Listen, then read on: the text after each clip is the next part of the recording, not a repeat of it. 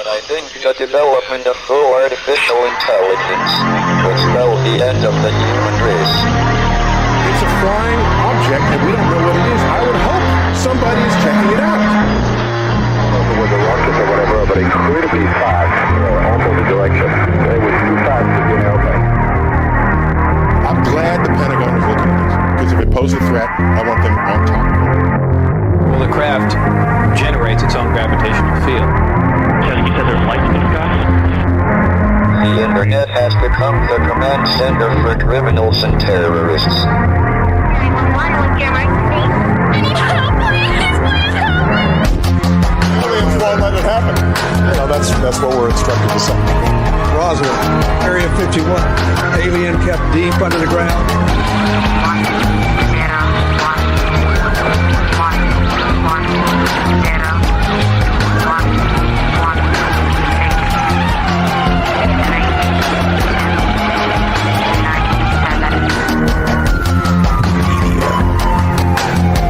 Doesn't have your best interest in mind.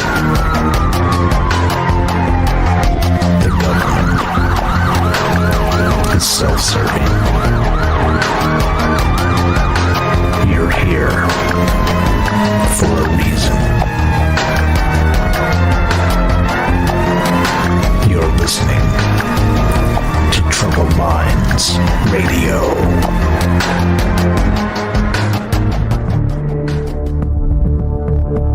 Broadcasting live from a secret bunker just off the extraterrestrial highway. Somewhere in the desert sands outside of Las Vegas. From somewhere in space-time, loosely labeled Generation X on planet Earth.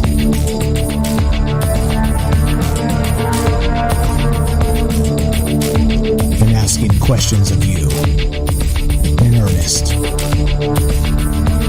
into the digital darkness. Good evening and welcome to Troubled Minds Radio. I'm your host, Michael Strange. And hello to all of you who might also have troubled minds. What's up, guys? It's Tuesday night, and that's one of the nights we get together and talk about all the things we're not allowed to talk about. Tuesday, Wednesday, Thursday, 7 p.m. Pacific, and all the things we're not allowed to talk about, you know what they are. Aliens, conspiracy, the paranormal, the government, academia, the 24-hour news cycle, propaganda, and the bizarre feeling that we live in the upside down. We are streaming live on Facebook, DLive, and YouTube. We are broadcasting live on the Fringe FM. If at any point tonight you would like to be part of the show, we have that technology. You can dial this phone number at 702-957-1037. That's 702-957-1037. You can also join the Discord. It's a chat client. It's a voice client. It's what all the youngsters are using to play video games. We use it to do a talk show. And of course, so 702 area code is a Las Vegas area code. That's where we're streaming from. That's where we're broadcasting from. And if you don't like the long distance, because I realize we have people listening all over the world, and I'm not kidding. I see the downloads all over the world. We're talking Singapore. We're talking Australia. We are talking United Kingdom. We're talking Canada. We're talking South America. Everywhere in the world we get people listening to this, except for maybe China and Russia. Well, for obvious reasons. But so anyway, 702 area code. Some of you international types may not like because toll fees and all this other stuff. But Discord is completely free. It's a chat client. You can type in it, and voice client as well. And you can also just use it like an old school telephone. But the quality is a lot better, and it's completely free if you have an internet connection. So that's the way around it. That's the way we do it. A couple different ways you can call in and be part of the show. If you want to find the phone number or the Discord, you can go to troubledminds.org. That's the official website.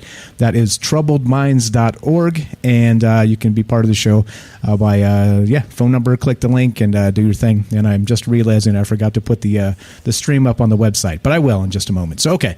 So the way this works is all that. Like I said, this is less of a show, more of a conversation, okay?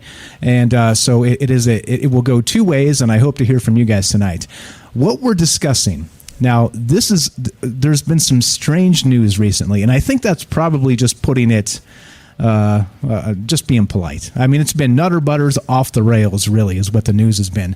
And not just recently, but, let's say the last several years. But today, in the last actually 48 hours, there's an article that came out from, let's see, where is this from? Let me get this up. And this is from New Scientist, newscientist.com, all right? And they're discussing the actual Mars rover, the Perseverance rover that just went up there. We've been covering that quite a bit on this show and on the news show. We do a news show on Twitch, by the way, at 3 p.m. Pacific on Monday and Friday to kind of bookend the week. But so on the news show, we were discussing this particular article, and this is from New Scientist. And the title of this is "Why Bringing Martian Rocks Back to Earth is a Bad Idea." Is a bad idea. Now, okay, so what's happening, we have the Perseverance rover up there, okay, and the Ingenuity helicopter. These are the names of these two things. And so, they've said that they're actually flying this helicopter on Mars. It's gone through its four test flights. And so we'll see what's going to happen with this next, if we get some really good footage back. I haven't seen anything amazing yet, but that's what's going on Mars from what we're told, okay? But then this thing is actually going to be able to, the actual Perseverance Mars rover is going to be able to take samples, actual soil samples of the regolith, they call it, off of Mars and be able to send them back to Earth. And so this is supposed to happen in about 10 years, approximately, because, of course, they're going to do all the things. They're going to drive all over the place. They're going to find the exact spots they want to test. They're going to have to dig these things up. They're going to have to do whatever they have to do to get them back to Earth. I have no idea how that technology works. We'll look into that another time as we get closer. 10 years is quite a long way away. But I think it's important to note, and we had one happen recently with this, the Hayabusa, and they actually had a soil sample that was plucked off of an asteroid, and so this they brought it back to Earth, and Japan's out there trying to figure it out. But the thing that drives me a little bit insane about this is it doesn't seem like we are taking it serious enough regarding the fact that if we pluck something off of an alien body, like an asteroid, right, like that Hayabusa thing, or if we have the Perseverance rover send actual samples, soil samples, back from Mars to Earth, that we might have a problem on our hands. You know what I'm saying? I mean, like in the old days, we used to not know what a pandemic looked like. You know what I'm saying? Wink, wink on that one. But right, and I think that in the more recent history here, last couple of years, things have kind of turned upside down a little bit more, maybe upside down and sideways even. So, and what I mean by that is that we got a taste of what a pandemic could be. All right, but if we're kind of matching this up to, let's say, the Spanish flu or something like this, it's not even close. It's not even close to that bad. But I'm not even talking about a terrestrial pandemic. I'm talking about an extraterrestrial pandemic. I'm talking about a vile pathogen from Mars that we're supposed to rely on the laboratories here to keep from escaping into the wild, when it seems like we couldn't even do it in China, right? From the level 4 lab that was over there. I'll get to that in just a sec. But what the heck, right? So we've actually got this rover on Mars, Perseverance, that's supposedly going to be able to pluck these samples off of Mars and send them back to Earth, and they'll arrive in about 10 years' time. And so that's this article here. I linked it. As always, you guys can follow up on my articles. I appreciate you actually doing that, so that I can't get away with stuff, because I'm not in the business of making these things up, right? I'm just not. I'm in the business of citing these articles, and if they're propaganda, so be it. That's fine. But I do want you guys to know where I got this information from. So I'm going to link these articles in the chat, and you guys can follow up on me and make sure that we're on the same page here. But here's the thing. The article starts like this. Around a decade from now, astrobiologists from NASA and the European Space Agency will be looking out for a ballistic delivery from the heavens. The first space capsule containing soil and rock samples from the surface of Mars. And so it's designed to thump into the Utah desert without so much as a parachute to slow it down. The sample return capsule will then be transported to a biosafety level 4 lab, the BSL-4 they're known as, and that is the highest biological containment setup available. One used for pathogens like the Ebola virus. All right. And also notably, yes, exactly. That's exactly the lab in Wuhan. If everybody remembers that conspiracy theory, right? That it's possible that the coronavirus escaped from a lab in Wuhan, right?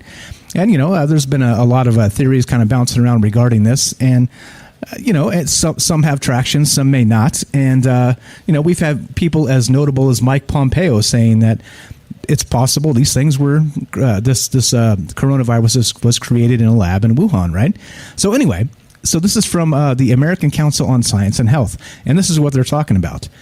The best evidence yet that coronavirus came from the Wuhan BSL-4 laboratory, which is, again, right, I just want to make certain, I kind of discussed this on the news show a little bit, but I was hip shooting. I didn't really look too deeply into it, but I did tonight. And is this true? So a BSL-4 lab, according to this article from newscientist.com, is the highest biological containment setup available on Earth. We don't get any more lockdown for what is this again? I can't say this right. Biosafety, right? That's as locked down as it gets. A BSL-4 lab for biosafety level 4. All right. So now this is what we're talking about. So even if you don't believe that the coronavirus, the recent pandemic, was created in a lab, it's very possible that it was maybe inside the lab and got out. All right. And there's a lot of evidence to suggest that. It just depends on who you ask, right? Like I said, Mike Pompeo, I'm not so sure I would believe anything that man said because, of course, he was the head of the CIA for a very long time. Propagandist deluxe, clearly a liar.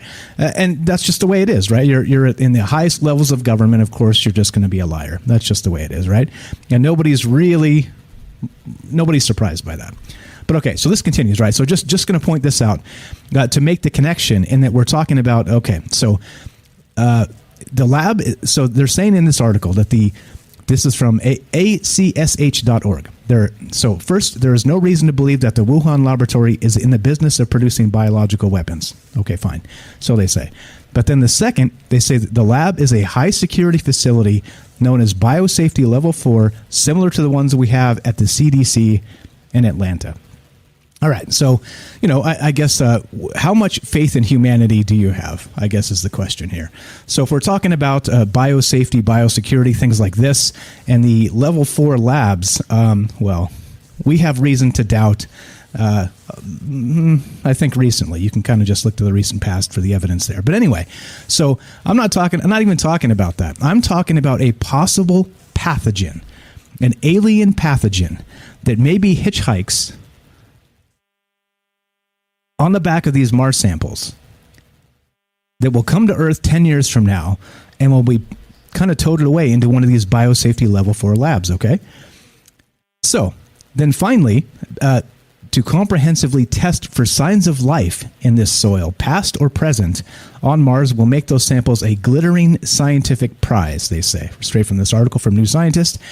Quote, returning pristine samples of Mars to Earth has been a goal for generations of planetary scientists, NASA says. But the space agencies are letting their quest for answers trump what is safest for life on Earth.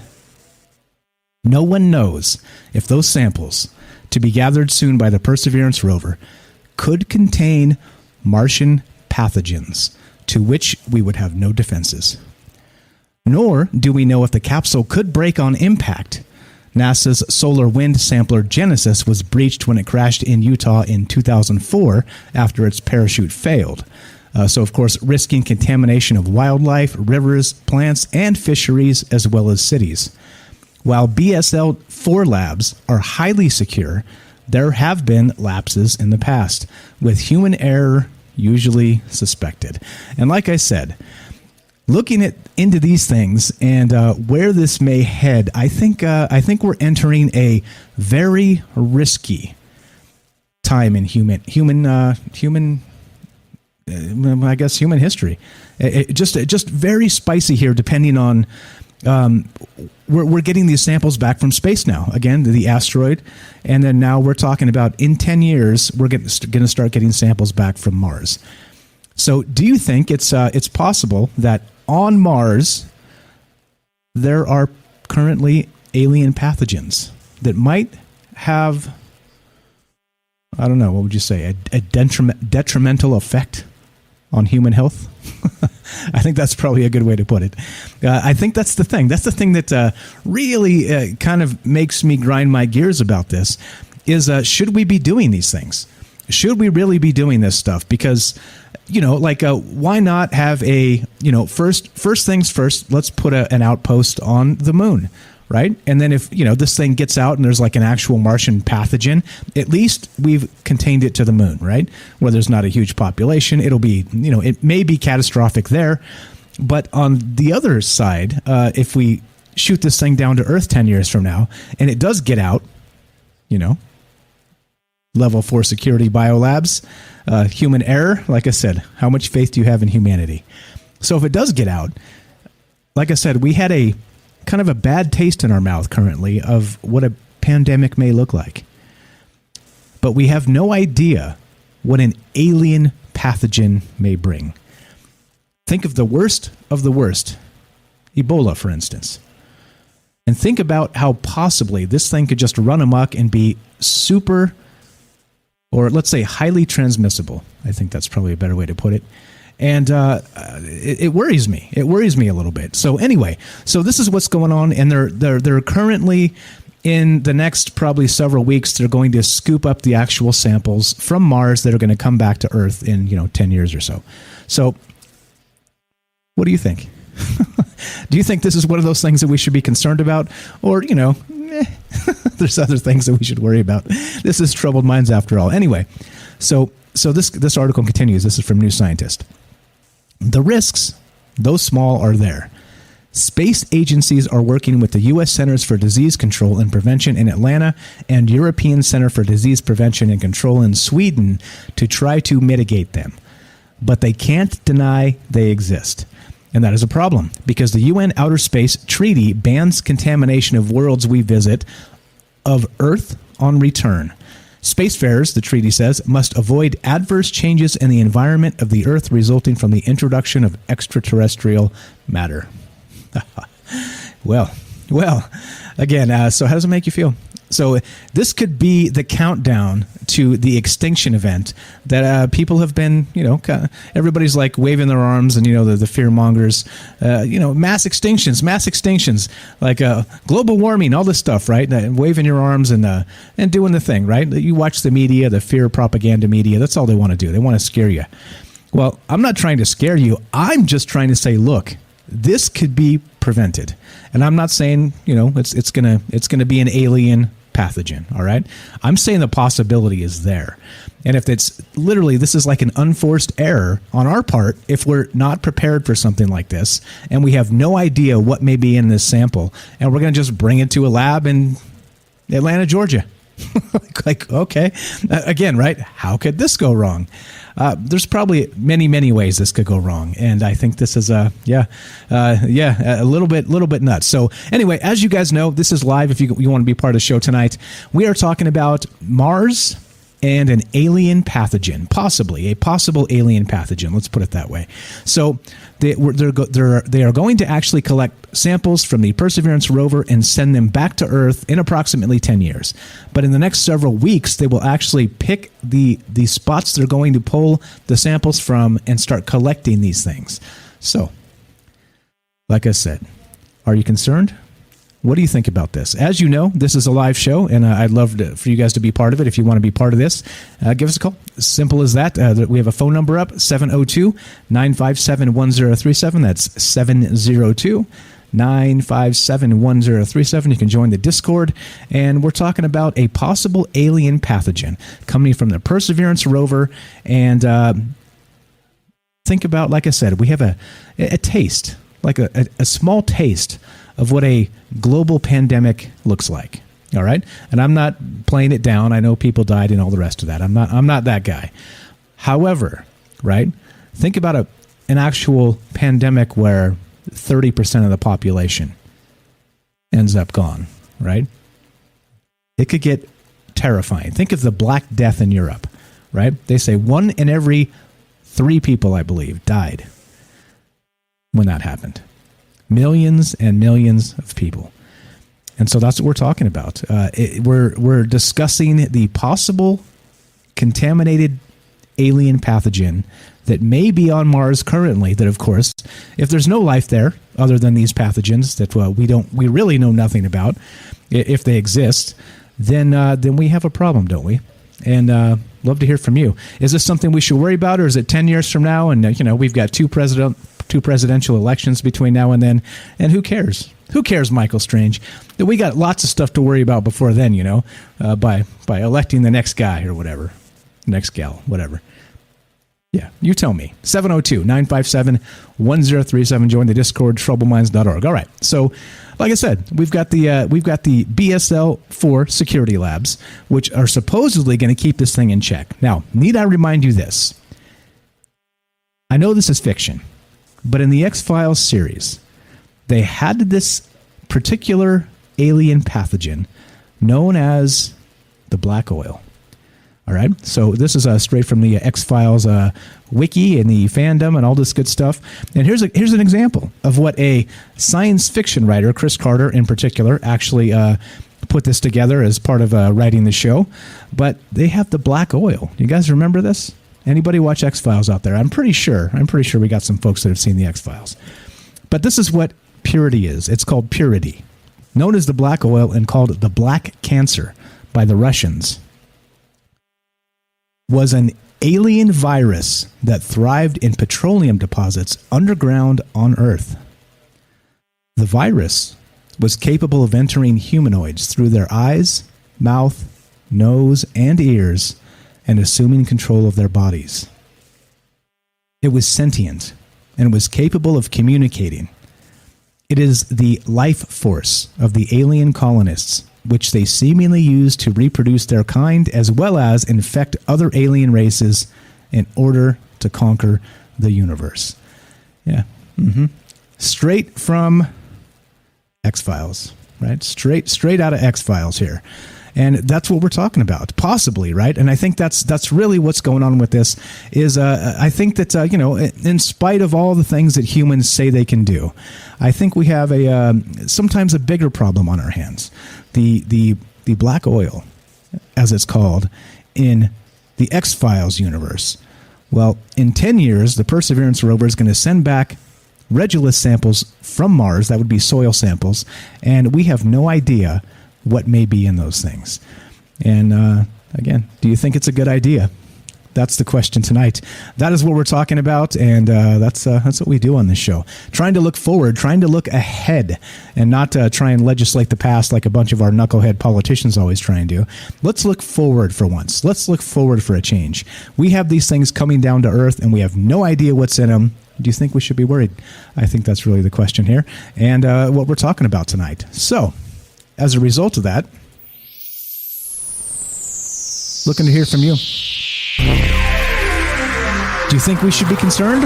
Or do you think I'm just a guy on the radio, a blowhard guy on the radio who has no idea what he's talking about? You tell me. I'm open to all those things. It's all good. We can have a conversation. We can agree. We can disagree. And we can still be friends at the end. But in 10 years, we're going to get soil samples from Mars. Should we be concerned what might be in those samples?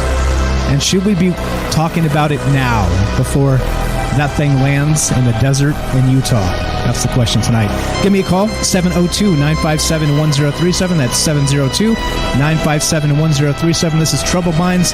I'm Michael Strange. Don't go anywhere. More talk about alien pathogens after the break.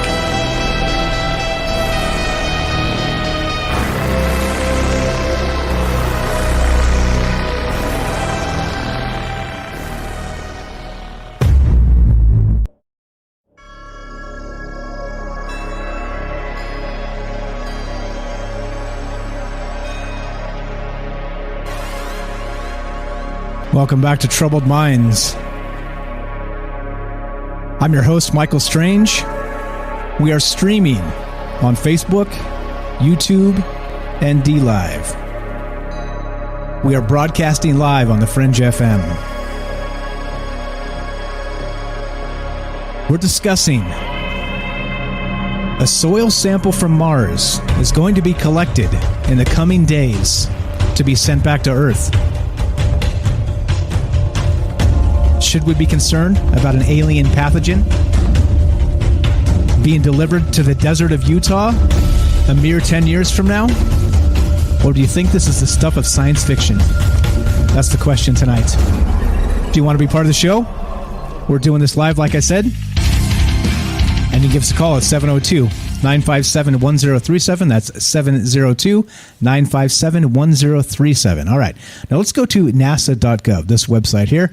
This is, of course, the propaganda front of our secret space program. Wink, wink, if you know what I'm saying. But let's go to that. And I've shared the link here.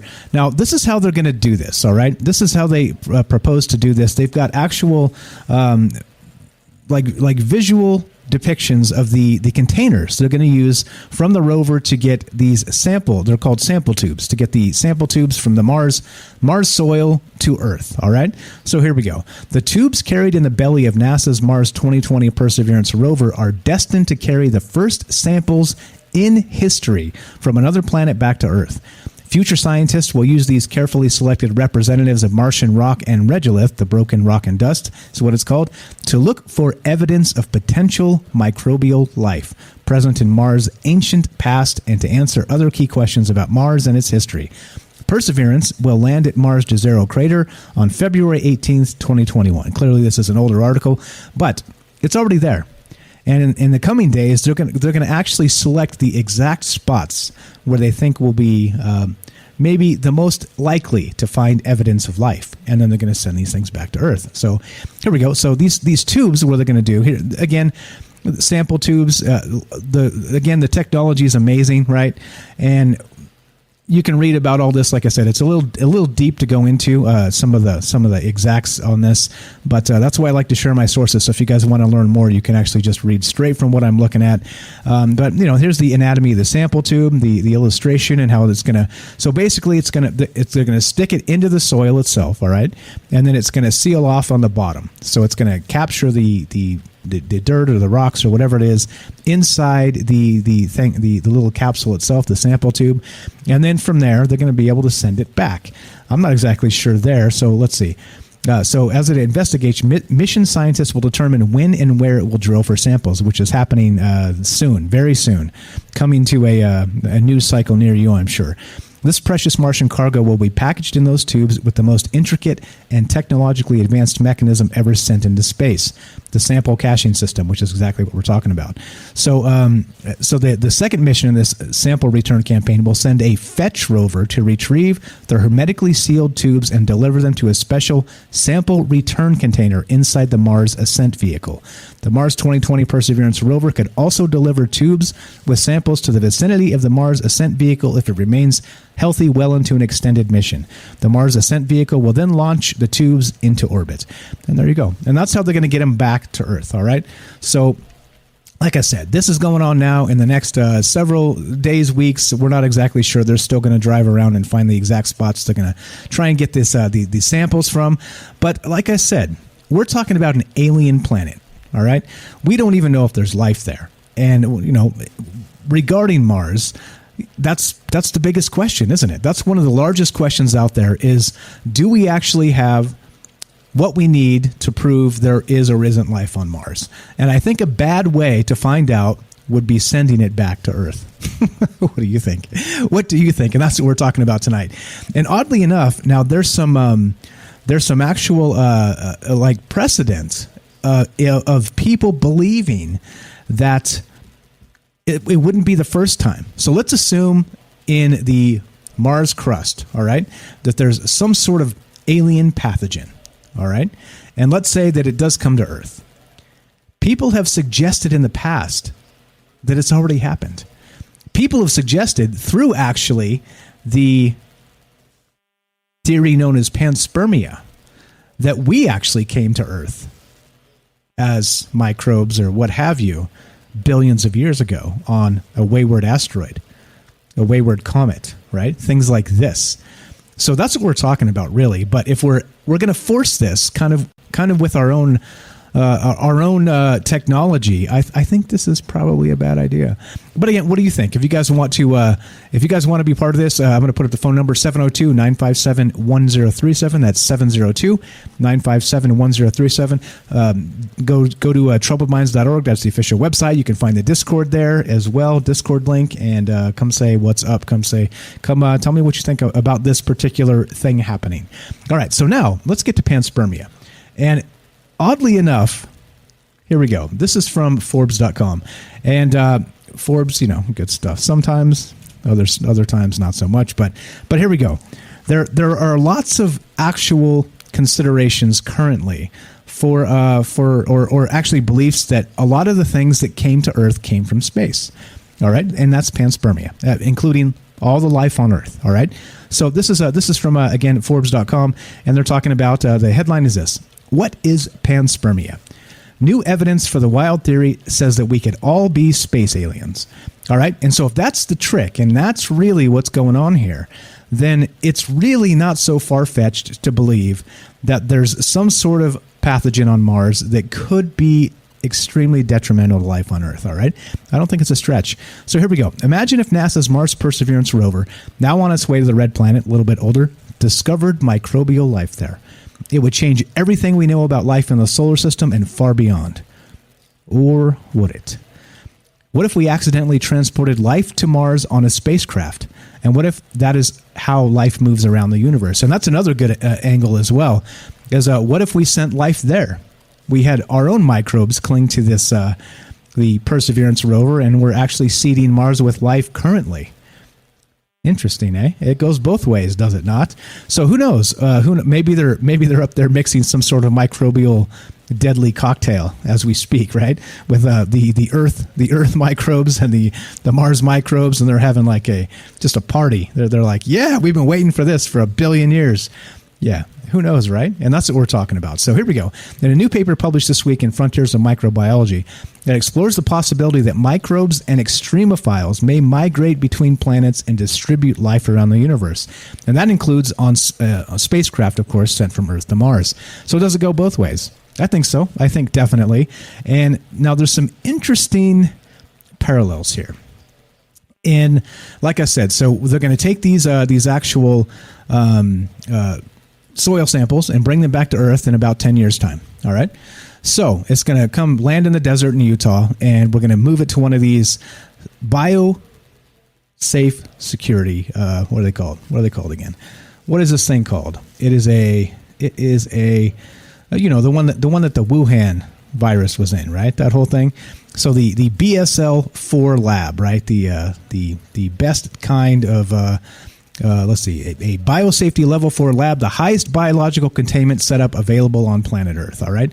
Again, that's back to the original article here from New Scientist. But so we're supposed to be happy with the fact that it's possible that these things have leaked due to human error in the past in these super secure biological lockdown situations, and instead we're going to be sending this stuff from Mars, right?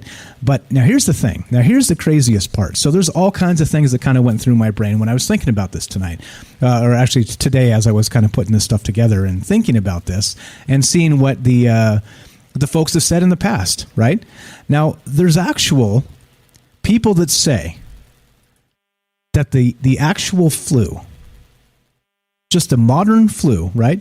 The common cold, they say it came from outer space. All right. Now check this out. This is from The Guardian, which again, shrug your shoulders, smack your forehead, The Guardian, LOL.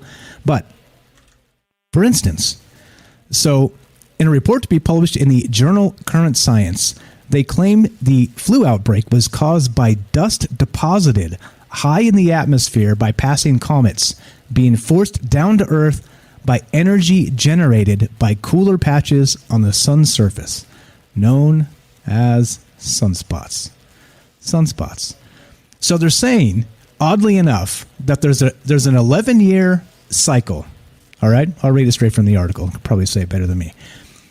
Okay, so they reach the peak of their activity, the maxima, these sunspots, every 11 years, coinciding, the scientists say, with all major flu outbreaks since 1761, including the 1918 Spanish flu pandemic, blamed for 20 million deaths worldwide. The latest cycle began to peak in September, and the maxima is due sometime this year. And this article is all the way back from 2000. All right, so we're 2000, 2001. So we're 2 cycles past that now. But you get the point, right? Is so people are suggesting that currently the common flu actually coincides with sunspots, an 11-year solar maxima cycle that will sort of melt these things or send them down from the atmosphere down to Earth. Which would mean, of course, that alien pathogens are already here. Which I thought was absolutely curious. And I've got a list of all kinds of other theories where they talk about these different pathogens that could be from space, from actual outer space itself. And so that's the thing, right? So it's one thing if we have these possible alien pathogens already in the atmosphere that coincide with the 11-year solar cycle, that when we get the sunspots get hot, it kind of pushes them down in the atmosphere, whatever, right? Whatever's going on with this. That's one thing. It means they've been there for quite a long time, and Earth has had a chance to kind of, kill off tens of millions of people or hundreds of millions of people, and create these, immunities, or at least the ability to fight it. But if you do something like this and you take it from Mars itself, like I said, should we be concerned about this? I think we should. I think that's why I'm talking about it. But there's a whole list of diseases here that they think came from space. So I'm going to pull this up and look at this list and let you guys know what some of this stuff is. But I want to know what you think. As always, this is a two-way conversation. So I can continue reading stuff like I'm the substitute teacher, or I can hear what you think about this. Should we be concerned regarding bringing soil samples from an alien planet back to Earth? And do you think that there's some danger there? I think that's really the question tonight. So you want to be a part of the show, love to hear from you. 702-957-1037. That's 702-957-1037. Join the Discord. Troubleminds.org is the phone number and the Discord link there. Can't miss it. It's right on top. And that's what we're talking about. And should we tempt fate this way? I think that we're going to have some humanity has its own problems as it is. I don't think that we should be creating more. And I think this is a possible way to create more of this. So here we go. Let's see. I've got a whole list here of actual diseases that they think possibly came from space. This is from listverse.com, and I'm going to link this, and I'll read just a couple of these as we continue here, as I wait for you guys to call. Because, again, like I said, I'd rather talk to you. I think I've probably made a nice way to start the conversation here with lots of information, and that's what's up. 702-957-1037. Let's go to this. So let's go to list first. 10 diseases that possibly came from outer space. The Pandora virus, number 10. We'll get to that in just a sec. And some of this mad cow disease. There's a whole list of these. I'll read some of this stuff from this website. But we got a phone call coming in. Thank you for that. And looking to hear from you guys as well. Do you think, X-Files style, if we take soil samples from Mars and bring them back here and even lock them in a biosecurity lockdown of sorts, do you think it's safe? Do you think it's something we should be doing? Do you think that's the type of fate that we should tempt? I think that's the question tonight. So here we go. Let's go to, this is Beechwood in Massachusetts. What's up? You're on Trouble Minds with Mike. How are you, my friend? Hey, what's up? I'm doing well. And I was listening to the show. I think it's, I don't think it's the greatest idea. I think it's a very, very small risk chance. I'm going to say the risk is minimal, but it's still there, and it's just so unknown that it wouldn't be worth the chance. I don't see why we can't go there. like just put more time and effort, money, resources to go there. And I'm sure that, because if people want to leave, it may sound cynical, but people are expendable to a point. And there's a lot of people that would be willing to, step up and give their life to something like that. And, I respect that, if someone wants to do that. But as far as, like, we see right here on Earth what invasive species can do in just different regions of the Earth. And we have that problem right here in America. And it's with invasive vegetation, invasive insects, invasive fish. But one of the things that I know a lot about is, this invasive vegetation. There's a specific type that grows in lakes, and it's from China. And you can literally, it destroys lakes. It sucks all the oxygen out of the water. It's this big, thick, heavy seaweed. And you can take a piece of it like a strand of hair. You can take it out of the water, let it dry out, and you can go and throw it in another lake. And in a couple of years, that lake will be infested with it. And it's extremely hard to kill. It just never goes away. And that's simply just from moving one thing from one place to another. So we know how out of control it can get with things like that. Now, with something from another planet, I think it could get too out of control to take the risk. And it may not affect humans directly. It may affect the ecosystem. And our food chain is just as important as us. If you look at the bottom of the food chain, if any of that stuff goes away, eventually everything's going to go away. Agreed. Yeah, 100%. And there are chain reactions, and that's exactly what you're pointing out here. And if we're talking about these, like I said, just the past year has kind of taught us what a actual pandemic looks like, right? Again, we've kind of forgotten the modern times. You go all the way back to the Spanish flu. That was a lifetime ago, more than that even. So this, like I said, you kind of do a little bit of some X-Files and some science fiction and some, thinking about the worst case type stuff. And there could be some really, really ugliness that happens as a result of this. And there's actually even a movement. Absolutely. Yeah, sorry, go ahead. Oh, I was just going to say, right here on Earth, some of the diseases that exist are a lot worse than we were. In a way, we were lucky that it was only as bad as it got, because there are some really nasty things that they kill you real quick. There's cholera, Ebola, smallpox, all that stuff. But then you mentioned too, I kind of think human race was somewhat seeded from like extraterrestrials, and that kind of may be our purpose. Human beings are kind of like seeds. We love to. It may be Earth's way of spreading life, because if we travel to somewhere else, I assume we're going to bring all the good stuff from Earth, I would imagine, or maybe we wouldn't. But the universe is so big, so would that be unethical to bring fruits and vegetables to another planet that was barren but could support the life? It's that's a tough question, because is it right or wrong? And we get to decide, I guess. But yeah, I that think was all I really had to say. Okay, yeah. I think at some point you have to be able to, if you're moving to that planet, you have to make it kind of hospitable to us. We're the ones that are going to be there. So I think I'm less concerned about taking Earth stuff to Mars than I am bringing Mars stuff to Earth. You know what I'm saying? It just makes more sense that way. But again, we don't know what kind of ecosystem may exist on Mars. So we might just destroy it just by being there. So yeah, again, lots of stuff here. Who knows, man? And then not only that, these level 4 containment centers for the bio whatever the hell this stuff is it possibly just got out of one in Wuhan in China. That's another very, very valid point. That's the one I forgot to mention first. Is humans are notoriously clumsy. We make mistakes. We're human. That's what makes us human. One of the things it does anyways. But yeah, notoriously clumsy. So yeah, something would happen. Accidents happen. Accidents happen. Exactly right.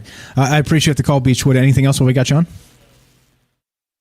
No, that's it. Good show. Hope some other people call in, and I'll keep listening. So appreciate it, my man. Talk to you later. Thank you. That's Beechwood from Massachusetts. Thank you for the call. We got Tim from Georgia right behind you. Let's look at the time. Actually, I'm gonna go to Tim in Georgia. And Tim, what's up? You're on Troubled Minds with Mike. So we got a break coming up in just a couple minutes. But if you want, we'll start and then wait a few minutes and then continue if that's cool. Okay, cool. Right on. What's going on, Mike? You already know, man. Doing all right? Doing our thing. I'm doing great. How are you? Feeling better? Right on. Doing okay. My biggest fear about this is the space herpes. The last time I was cruising around the whole intergalactic scene, being a pirate, one of the crew members caught space herpes. So we definitely don't want that coming back to Earth. Let's not do Just that. saying, I agree. 100%. Just saying. I had to wait there because I thought maybe you bring the details so hard sometimes. Anyone remember Ron Perlman chasing the space herpes around the spacecraft besides me? No. Are you being serious? What are you talking about? That should be the guidebook for what you do and don't when visiting an alien world, man. Ice pirates, remember? Ice pirates. I don't recall. They had the space herpes on board, and it chased them around and everything else, man, and that's what we're going to end up with. We're going to send some yahoos to Mars. They'll camp out. They'll come back a couple of years later, and it'll be like the day of the Triffids or something because of space herpes, I'm telling you. It's not a good idea. It's not a good idea. And aren't we supposed to have like a super secret space program and slave colonies on Mars according to all these other folks out there, and that's got me puzzled because why would they have this thing launched 10 years later if they're supposed to be on Mars by 2025? That's a good question. That's a very good question. It's kind of weird. And if you look up and run a search in your browser, they just said something the other day where it was trying to dig a sample, and something happened, and it failed. Yeah, I saw that. So they've already had a couple fails, a failure on some of that. Yep, exactly right. So, hey, we do have to take a break. So, hang tight, Tim, and we'll continue this conversation. I appreciate you calling in. So, we're talking about tonight. We're talking about the actual Perseverance rover is collecting a sample from the Martian soil, and it's going to be sent back to Earth 10 years from now. All right. Now, again, this irritates me a little bit because very much like Tim said here, we'll get back to you in a sec, Tim. I'm going to mute you. We'll come back and get you in a few. Thank you. Like Tim was saying, he's completely right. If we're going to be sending people there shortly with Elon Musk and the rest of this, why don't we just bring little laboratories with us and do the work up there? If there's some sort of actual pathogen that could kill people, why don't we keep it on Mars? Well, I don't know. Just saying, right? Like, it's not like we're not going to be to Mars in 3 lifetimes. Elon Musk is saying he will die on Mars, which means if we can take the man on his word in any capacity, we're going to have people there soon. So why are we going to send this stuff back to Earth, this possible pathogen that might have a very large problem? That's the question tonight. Looking to hear from you. 702-957-1037. This is Trouble Minds. I'm Michael Strange. We're talking about an alien pathogen possibly coming from Mars to the Earth. Should we be concerned? Don't go anywhere. More conversation after the break.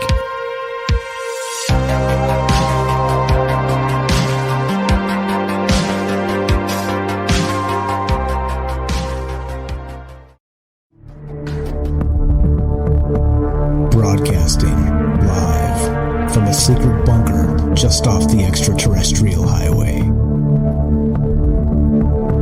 Somewhere in the desert sands outside of Las Vegas. From somewhere in space-time, loosely labeled Generation X on planet Earth.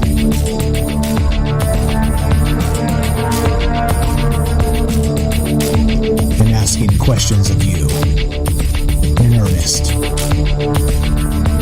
into the digital darkness. Good evening and welcome to Troubled Minds Radio. I'm your host, Michael Strange. And this is a show where we talk about all the things we're not allowed to talk about. You know what they are? Aliens, conspiracy, the paranormal, the government, academia, 24-hour news cycle, propaganda, and the fact that it feels like we live in the upside down. This show is live. If you want to be part of the show tonight at any point, give us a call, 702-957-1037. That's 702-957-1037. You can join the Discord, find the phone number as well at troubledminds.org. That's the official website. We are streaming on YouTube, Facebook, and DLive. We are broadcasting live on the Fringe FM. And tonight, we are talking about the Perseverance rover on Mars is currently or soon to be collecting soil samples that are going to be sent back to Earth approximately 10 years from now. Now, do you think there's a danger in this, considering we don't even really know if there's life on Mars? If we're talking about microbial life, a Martian pathogen, do you think it's safe?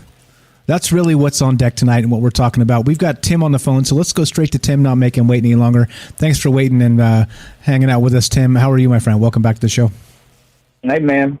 Heck, no, it ain't safe, man, because I don't want to catch the space herpes, man. I'm telling you.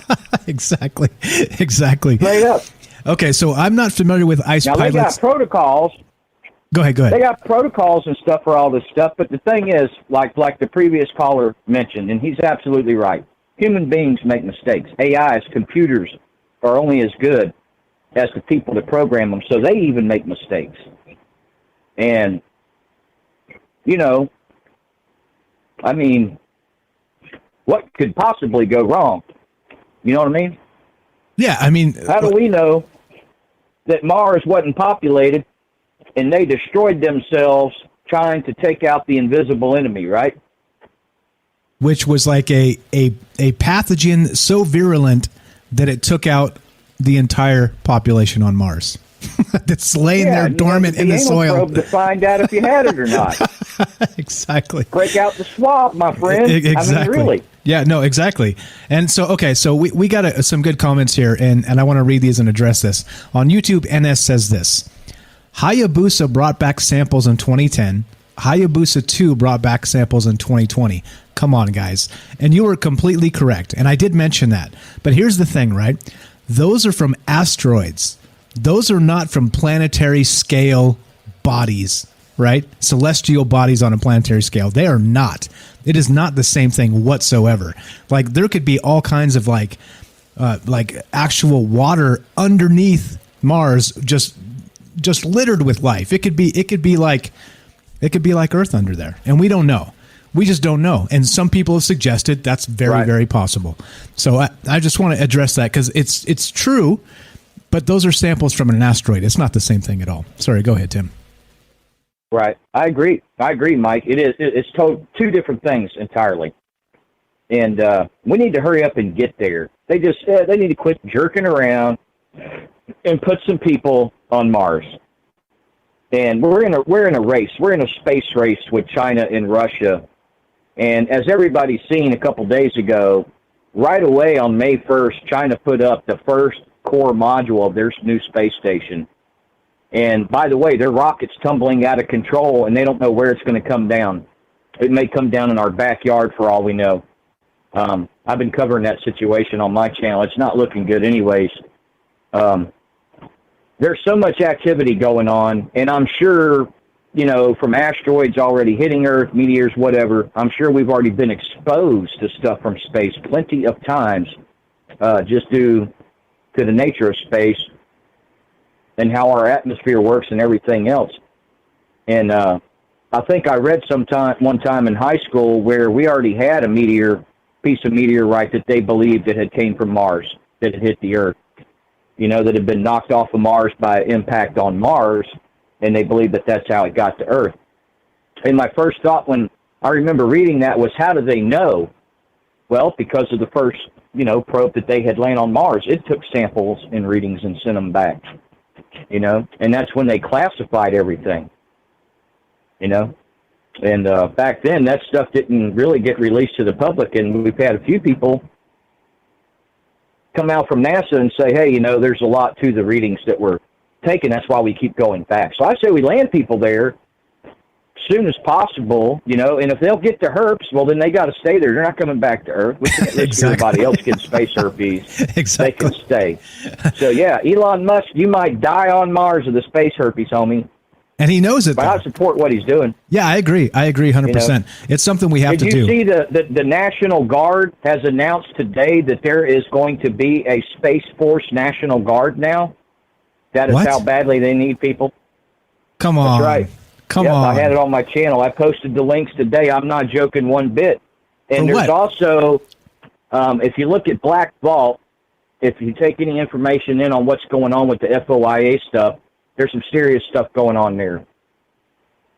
And that everybody needs to take a hard look at, because now you have an internal investigation as to the intelligence failure of why our people are being attacked by directed energy weapons, and nobody knows who's responsible or wants to admit it. The former chief of the Pentagon yesterday is asking those hard questions of the press and of the current administration. He wants answers. They wanted answers. You know, has to do with Havana syndrome and all that stuff we've talked about before. But all that is tied in to space, the space race. It's interesting, folks. We're living in some interesting times. That's for sure. And somebody actually suggested on this show that it's possible that some of this Havana syndrome stuff and the directed energy weapons might even be coming from like a satellite. So I think you're spot on there with we just don't know. And oddly enough, that was 2016 when this first started. Like, we've been covering this for years, literally years. And so for some reason, the press gets wind of it. It gets leaked, right? We're talking about it. The public is talking about it, at least the public who's aware of these things. And then for some reason, there's no investigation until last year. It doesn't make any sense. I mean, they are ruining people's lives with this, like brain damage. You go to sleep, you wake up, and you got brain damage. It's sick, man. It's sick. And just think, the White House was attacked, and they're admitting that the one garden of the White House was attacked. People were affected at the White House. That's being admitted. I dropped some links on that today. I've covered it the last couple of days, because what's important to me here, nobody wants to stand up and tell the truth about who's really behind the ability to go after, with directed energy weapons, 2 presidential administrations from 2 different political parties. I want you to think about that. And then the huge, giant break in Russia and China from the ISS and the agreements we have with space, and now it's a absolute race for space. You have Bezos trying to stop the contract Elon Musk has with NASA for the lunar lander. Okay? He's directly involved with that. What does he have to do with space? There's a lot to it. There's a lot of good reading to do on that. And I think somebody may already be in the business of taking stuff in and out of orbit. And I know if you go to NASA's website, there's actually protocols for bringing stuff in and out of the atmosphere, like they did with the supposed moon rocks from the moon missions. There was all these procedures that they had to observe, to make sure and test them that they didn't have anything that would harm anybody. So I would think they would take pretty good precautions. But at the end of the day, I'm saying, just go there, set up the lab, do everything you got to do on Mars. That makes more sense to me. Yeah, exactly. And like you said, if you get the space herps out there, then, well, God bless you. Godspeed. Sorry, it was you. You can't come back. Sorry, you're not allowed back. Yep. then the borders actually mean something. The border from Mars to Earth. The space wall. We need to build the space wall. And it's funny because there used to be a project in the Air Force called Space Fence.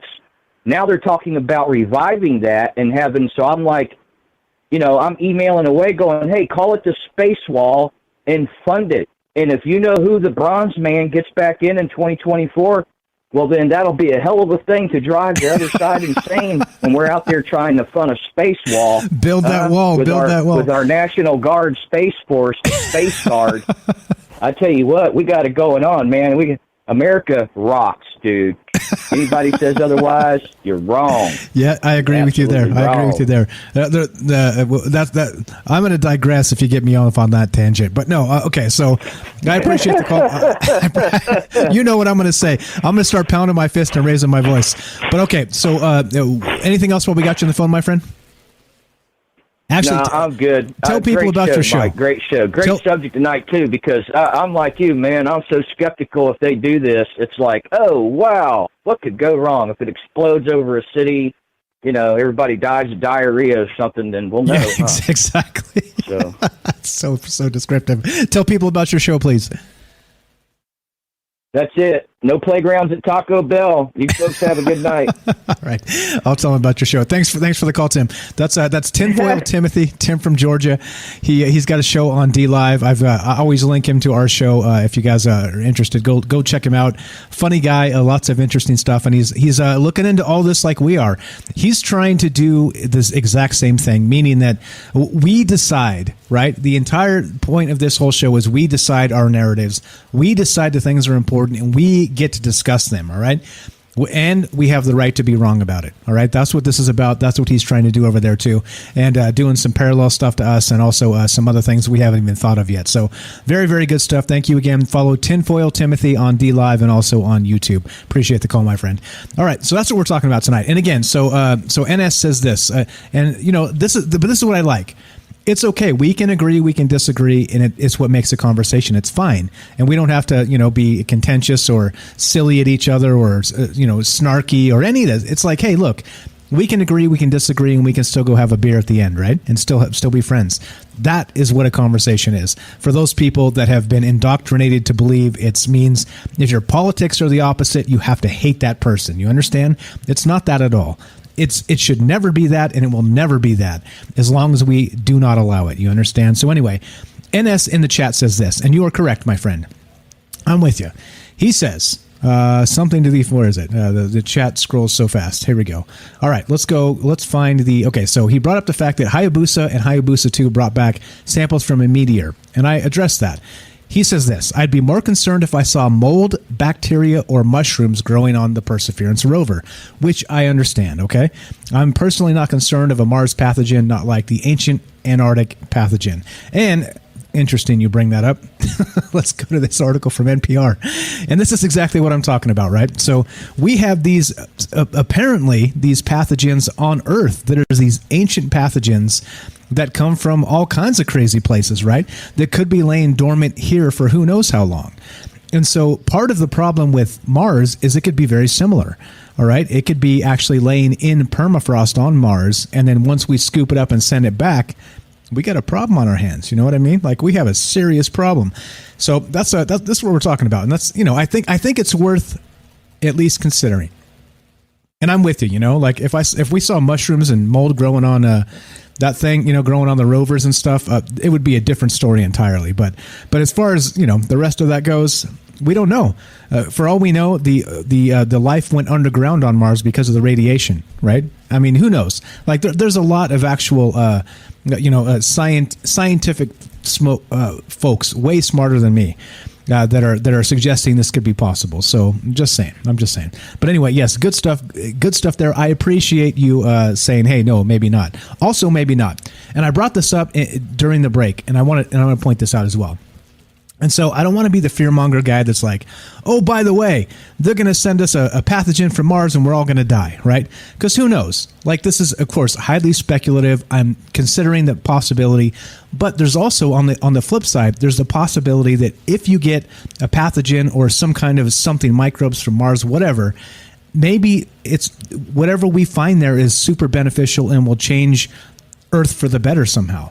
I mean, that's possible too, right? It's also possible there's nothing up there and we find nothing, right?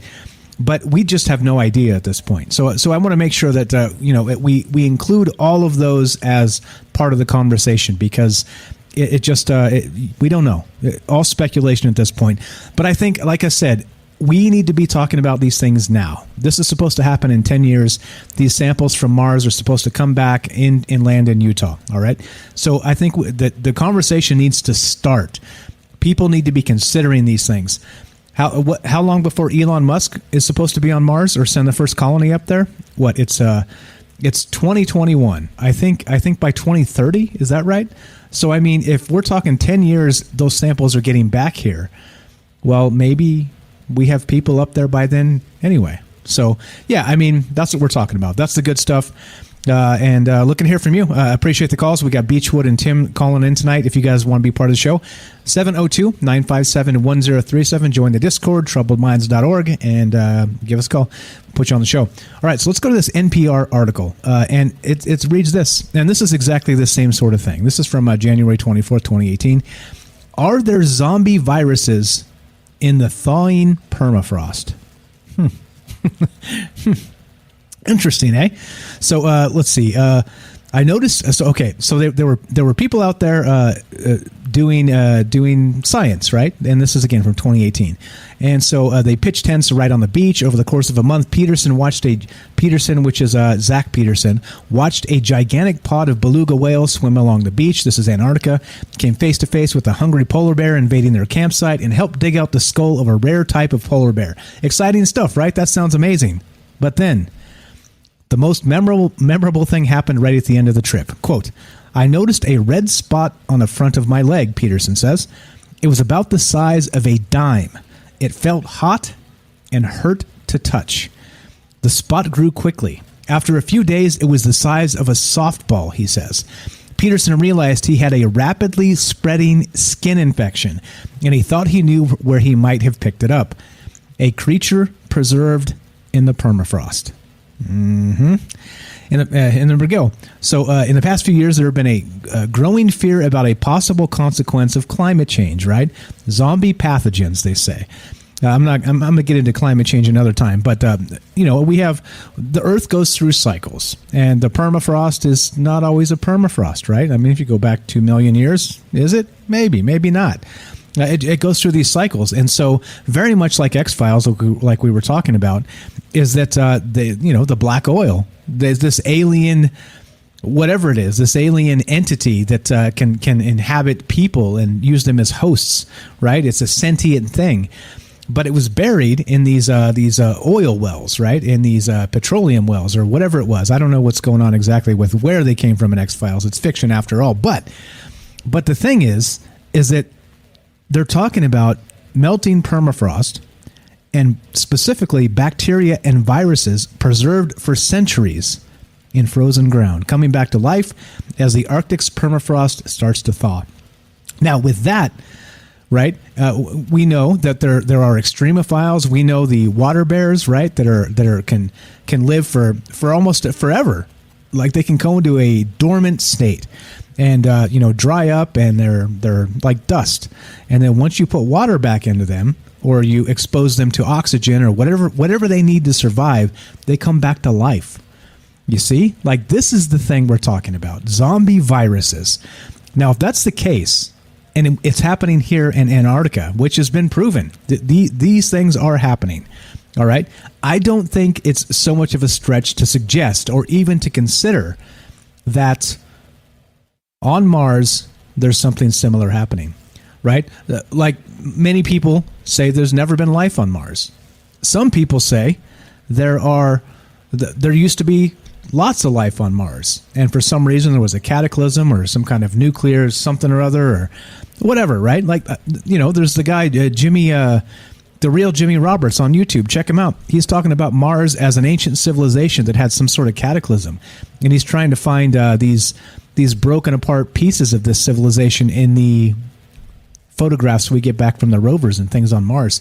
So you know what I mean? There's some considerations, and I'm not willing to put all my money on one of these things, but what I am telling you is, if it's happening here, these zombie viruses and the thawing permafrost on Earth are actually kind of coming back from wherever they were. Who knows how long they've been there? Hundreds of years? Thousands of years? What about millions of years? What about 1 billion years lying dormant on Mars? And that's what we're talking about tonight. So it is, and of course, the rover that's up there, the latest rover, the Perseverance rover, is going to be picking soil samples from Mars to send back 10 years from now. And so, of course, right, you kind of put the two and two together and like, wait a minute. At least, well, I do. Maybe I'm a knucklehead, and that's okay, right? I've been called much worse, but it's okay. So here we go. So the idea resurfaced in the summer of 2016, talking about these actual zombie viruses that are kind of coming back. When a large anthrax outbreak struck Siberia, a heat wave in the Arctic thawed a thick layer of the permafrost, and a bunch of reindeer carcasses started to warm up. The animals had died of anthrax, and as their bodies thawed, so did the bacteria. Right? Anthrax spores spread across the tundra. Dozens of people were hospitalized, and a 12-year-old boy died. All right? On the surface, it looked as if zombie anthrax had somehow come back to life after being frozen for 70 years. What pathogen would be next? Smallpox? The 1918 flu? The media took the idea of zombie pathogens and ran with it, right? Of course, adding it to the fear-mongering of the climate change and the rest of things they do. But I'd be more concerned about some ancient pathogen being released from the permafrost than the things they're trying to tell us about climate change anyway. So, like I said, it just depends. We get to choose our own narrative, and we're allowed to be wrong, okay? And so, like us, scientists also work with a data set, okay? Ours tends to be warped by the media, and theirs can also be warped by a lack of information, by not enough actual data for the projects they're doing. Like there's by all kinds of things, right? So as we said in several shows back, trust the science, right? You can always just trust the science until you can't, right? Until you can't. So anyway, point being, nobody's always right, and so we're allowed to make up our own mind and make up our own priorities, and that's what we're doing tonight. Talking about the Perseverance rover collecting soil samples from Mars and sending them back to Earth. Do you think we should be concerned about a possible pathogen being sent from Mars to Earth and causing a grotesque pandemic? That's the topic tonight. That's what we're looking at. That's what we're talking about. Love to hear from you. This is Troubled Minds. I'm Michael Strange. If you want to be part of the show, give me a call, 702-957-1037. That's 702-957-1037. More discussion about pathogens, zombie viruses, interplanetary panspermia, and more coming up after the break. Don't go anywhere.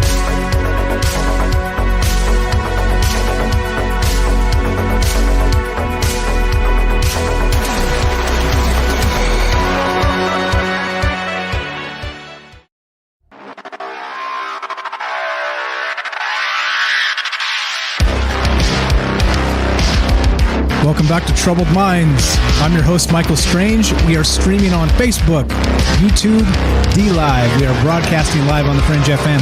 If you want to be part of the show tonight, give us a call at 702-957-1037. That's 702-957-1037. You can also join the Discord and be part of the show that way. Go to troubledminds.org, the official website. Phone number's right on top. Discord link right on top. Can't miss it. Put you on the show. And tonight we're talking about the Perseverance rover on Mars. It's going to collect some soil samples and send them back in approximately 10 years. All right? Should we be concerned of some sort of Martian pathogen, an alien pathogen that might escape and cause a horrific pandemic on Earth? I think we're at the point in the space race, as it's heating up, where we could consider maybe waiting. Elon Musk has stated that he's going to be on Mars soon, right? He's stated in his lifetime he fully expects to die on Mars, he says, right? I mean, we'll see. He seems like the type of guy that will, put his money where his mouth is and make it happen. So maybe you should wait. Maybe we should wait until they get up there. And like Tim said when he called in, if you're going to get the space herpes, you may as well do it on Mars, where you can quarantine on the planet instead of sending it down here back to Earth in some sort of little capsule that might escape from the Wuhan level actual what is it? The level 4 lab is what they call it. It's supposed to be the highest protective pathogen, the biological security on Earth. Well, well, yeah, we know how that just went. Okay, so anyway, so I'm going to go to this list now. This is kind of important to maybe cement the narrative tonight, and that it's not as easy as, well, just because we consider there's probably no life on Mars, or the scientists are up in the air and really haven't decided yet. Because, right, they need, you got to have little bugs walking around and stuff, and then they'll be like, yeah, damn it, life on Mars. But until we get to that point, it's speculation, right? Okay, but check this out. This is from listverse.com, and there's 10 diseases that possibly came from outer space. And I'll read a couple, 3 of these or whatever it takes, and just to give you an example that these things happen. These things actually happen out there, and they're saying that they're probably coming from space. So if that's the case, and they're sending these down from in the upper atmosphere or whatever happens, then why shouldn't we be concerned about a possible pathogen from Mars? I think it's definitely plausible. So here we go. For many years, scientists have believed that the seeds of life may have ridden to Earth on meteors. This theory is called panspermia, and it answers a lot of questions about our origins. Unfortunately, those same scientists believe that alien bacteria and viruses may still be raining down on us. These microscopic invaders have been blamed for all sorts of illnesses, from the everyday to the completely bizarre. Germaphobes, beware. And this is straight from the article on Listverse. Now, the first one, the Pandora virus. If the terrifying name of this newly discovered virus isn't enough to worry you, maybe the fact that it is 10 times larger than any ordinary virus will. Discovered by French scientists in 2013, this bizarrely unique microorganism is only found in 2 places on Earth. Off the coast of Chile and in a single Australian pond. It shares only 6% of its genetic makeup with the rest of life on Earth. This has led many to the conclusion that it isn't actually native to Earth. It may seem silly, but researchers are seriously investigating the possibility that the Pandora virus is alien in origin. But don't worry, even if this scary-sounding creepy crawly ends up being from Mars, it's really only harmful if you're an amoeba. All right, so there we go. There's one, right? And so there's a whole list here. They say, we'll skip some of these, but there's mad cow disease, they've suggested, right? Researchers in India recently announced that the brain-attacking microbes may have come from a passing comet. The frozen balls of space dust have been found to contain chemical structures very similar to prions and other microorganisms. Tiny frozen aliens may have been blown out into a comet's dust trail and left behind to be snagged by the Earth's gravity. These scientists have since sent balloons into the upper atmosphere to search for the cow-killing germs. Right? See? We got there are other problems here. I think that's part of this, is we should consider all these things. And scientists currently are saying, hey, we think these things probably come from let's see, NS says 9 out of 10 of these were suspect from meteors, comets, asteroids, Mike. And that's true. NS, give me a call, buddy. Give me a call. Here we go. So that's true. And now here's the thing. Considering that means Mars is going to be similar, right? And they're also going to be subject to the exact same things, except Mars is very different than Earth. All right? Very different with the actual radiation, with the water that's possibly underneath, with all kinds of things, where maybe the evolutionary process on Mars is very, very different enough from Earth that the same stuff comes through and turns into something very, very different, you see?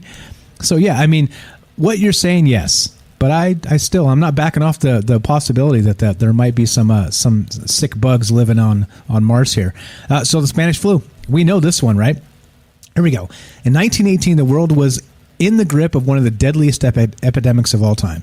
Called the Spanish flu, the disease infected 1/3 of the Earth's population and claimed roughly 20 million lives. It was a uniquely deadly strain of a common virus. And English astronomer Sir Fred Hoyle had a theory as to why. Comets, he thought, deposited frozen alien viruses into the atmosphere. They were then blasted down to the Earth's surface by energy generated by sunspot activity. This activity peaks every 11 years, pushing more of the tiny invaders to the ground level. Convincingly, this 11-year cycle was shared by all global flu outbreaks for over 250 years, meaning that the Spanish flu disaster may have been Earth's first large-scale alien invasion. Good stuff there, right? And that's what we're talking about. So if it's, sure, asteroids, comets, and these sorts of things, why not Mars? And if we have, for the first time, we're told, an actual soil sample from Mars being collected and sent back to Earth in the next 10 years, I think we have some things to be worried about. Here's some other terrifying ones. Ebola. Ebola is one of the most horrifying diseases imaginable, causing heavy bleeding and an agonizing end. It really is a fate worse than death. So, of course, the infamous 2014 outbreak had the world united in terror, but some for more reasons than others. Ashley Dale of England's Bristol University had a theory. Millions of years ago, he thought, the Ebola virus may have arrived on Earth from a meteorite collision. Citing evidence that microscopic life forms have been shown to survive the vacuum of space, he believes that alien rocks would have made the perfect vehicle. The bizarrely deadly virus would have been then adapted to our planet's conditions before finding the perfect hosts. Us. The evidence is shaky, but it does make for a tempting explanation of a disease that seems too terrible to come from boring old Earth. And yeah, it's fine, right? It's fine. It's one of those, we're drinking the maybe juice like we so often do on this show. But that's really the question. Super Zika, which is horrifying with that, the microcephaly, SARS. Here, let's go to SARS. Again, this is from Listverse, and we're talking about how some scientists out there believe that some of these actual diseases that we have on Earth came from space, came from comets flying by that were kind of left in the dust of a comet's tail, and that the sunspot cycle every 11 years actually causes the flu, the actual common flu, to peak every 11 years because of these actual particles that are in our atmosphere. So as they melt with the sunspots, more of them come down and the flu season peaks, you see? So interesting stuff here, but here we go. This one is from SARS. And this is, of course, SARS-CoV-2 is the other one, which is the one we've been talking about most recently. But in 2002, this severe acute respiratory virus, SARS, first appeared in China. In no time, it had spread worldwide, keeping people too scared to leave their homes. I don't know about that. It was undoubtedly deadly, but it was quickly contained. The sudden appearance of such a uniquely deadly disease gave many people, including scientists at England's Cardiff Centre for Astrobiology, cause to wonder where it had come from. The scientists suspected that virus-filled space dust could have drifted down through the atmosphere and landed east of the Himalayas, where the stratosphere is at its thinnest. Then these microbes would have started infecting the locals, whose immune systems would have been defenseless against the alien germs. The theory, while bizarre, accounts for the strangely sudden outbreak and deadliness of the virus. So again, there's more of these. We can talk about more of this stuff and some panspermia and some other things. But what do you guys think? This is again, so it's one thing to have pathogens or whatever these things are come through a comet, right? The old panspermia thing, all right? Where, life is actually passed from planet to planet by comets, by meteorites, by asteroids, by things like this, right? And whether it's an impact or the comet tail kind of cruising by and the sunspot cycles and, like this stuff seems entirely plausible to me. And I didn't actually pull up the spreadsheet and look into the 11-year sunspot cycle to see if it actually matches the peak flu season. But, some people have suggested that it does. So we're going to drink the maybe juice and go with that. So, yeah, that's what we're talking about tonight. And should we be concerned? So with these things coming from space, actually from comets and some other things, at least theories that this is where they've come from. And then we're talking about the zombie viruses from the melting permafrost. Is it possible that the Martian possible permafrost is kind of littered with all kinds of these zombie pathogens or viruses or whatever it's going to be that we have no idea about until we're going to scoop them up and send them back and in 10 years unpack it and pray. Yeah, or be very, very careful. So anyway, that's what we're talking about tonight. So do you think it's a good idea to scoop up rocks from Mars and send them back to Earth? It would be a first, they say. We've never actually been able to study Mars rocks firsthand. It's always been through these rovers or some other things, satellites passing by, photographs, things like this. So, sure, fine. Like, I'm all for science and progress, okay? But I'm not for kind of a wing and a prayer sending possible things that might destroy the human race back to Earth, when we could just wait another 10 years beyond that and have, probably a colony up there that could decide, if you get the space herpes all by yourself just from being up there. So that's from Tim. He says it's ice pirates. I've never seen the movie, but it sounds hilarious. All right, so looking to hear from you guys. What do you think about this? Should we be concerned? And given the list of what I've read so far, again, SARS, we're talking about mad cow disease, we're talking about that Pandora virus. Like, there's some really alien type stuff here on Earth, right? People have suggested, this is not really a virus, but people have suggested that the octopus may be like an alien thing that came from who knows where, right? I mean, put on your Giorgio Tsoukalos Ancient Aliens hat to talk about that one. But you got it, right? You know what I'm saying. And like I said, got about 10 minutes left to finish up the final segment here on Fringe. But what do you guys think about this? Is this, again, to me, when I think about it and when I look into the actual evidence we have to suggest it's possible, and there is ample evidence, I believe, to suggest this is possible. Probable, I don't know if that's the word, but definitely possible that there's some sort of microbe or pathogen on Mars that could be detrimental to us here. You never know, right? And so do you think it's healthy? Do you think it's responsible to be flipping coins with that type of stuff and just send it back to Earth when, we could actually send people there eventually in the next 10, 20 years and then just study it there?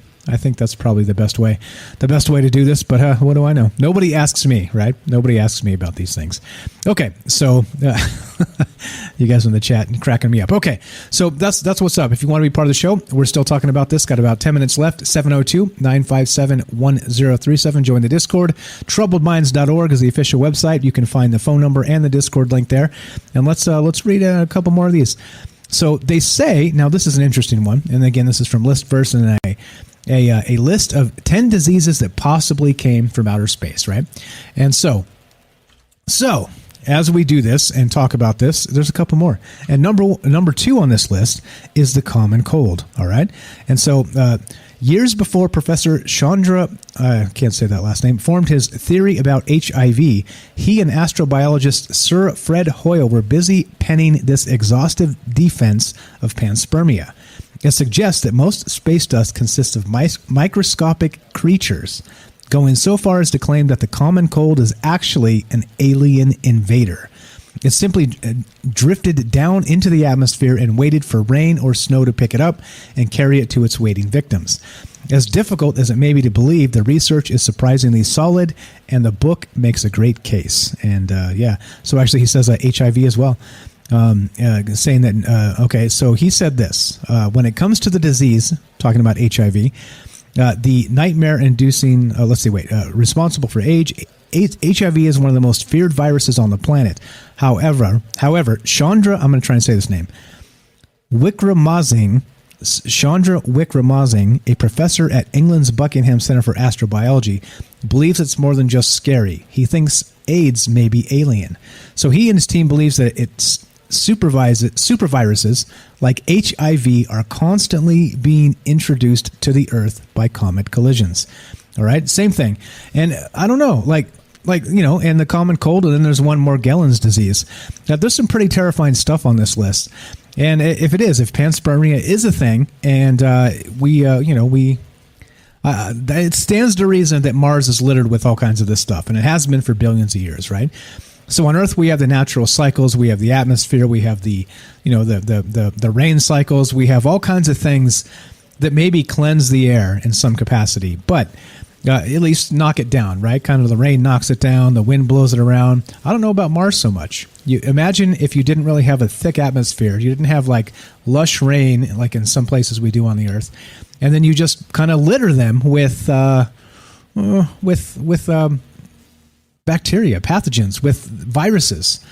Then what? They lay there dormant, right? And they get blown around and mixed together, and they lie in wait for the Mars rover to come scoop them up and send them back to Earth. I don't know.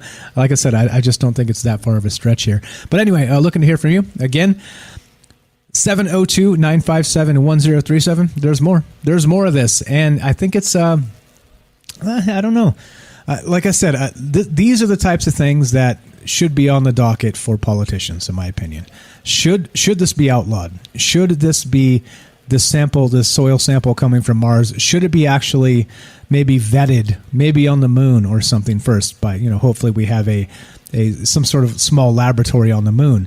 So like Tim said, if you get the space herpes, at least you can quarantine it to the moon and not just send it back and have it explode over a city or something and just like destroy the Earth, right? I mean, I say that tongue in cheek a little bit, but still, like these are risks. And speaking of risks, kind of like the Chinese satellite that's in the sky that might just land wherever. Yeah, that's real too. That's happening. That's happening. Actually, it's not a satellite. I think it's part of a rocket. But yeah, crazy stuff. Let's see. So what do we got in the chat here? Let's see. Just cruising the chat. Again, if you guys want to be part of the show, you know what to do. TroubleMinds.org. And all right, so we got some more here. Let me pull up just a little bit more and we'll finish this up. So that's the trick, right? So we started talking about the actual Perseverance rover scooping up a soil sample from Mars and sending it back to Earth. Okay, which is all fine. Or is it? I think that's really the question here. So why do we end up not worrying about these things until it's too late sometimes? I think that's people kind of just being stupid here. So let's go to time.com. This is a Time magazine, and this is exactly what I'm talking about here. And I think this will probably wrap this up nicely with a neat little bow here. But Time magazine, time.com reports, coronavirus could preview what will happen when alien life reaches Earth. All right, so humanity as a whole is suffering the effects of the disease, but the Chinese are taking a particular kind of heat. Okay, Wuhan, like we said, blah, blah, blah. But here we go.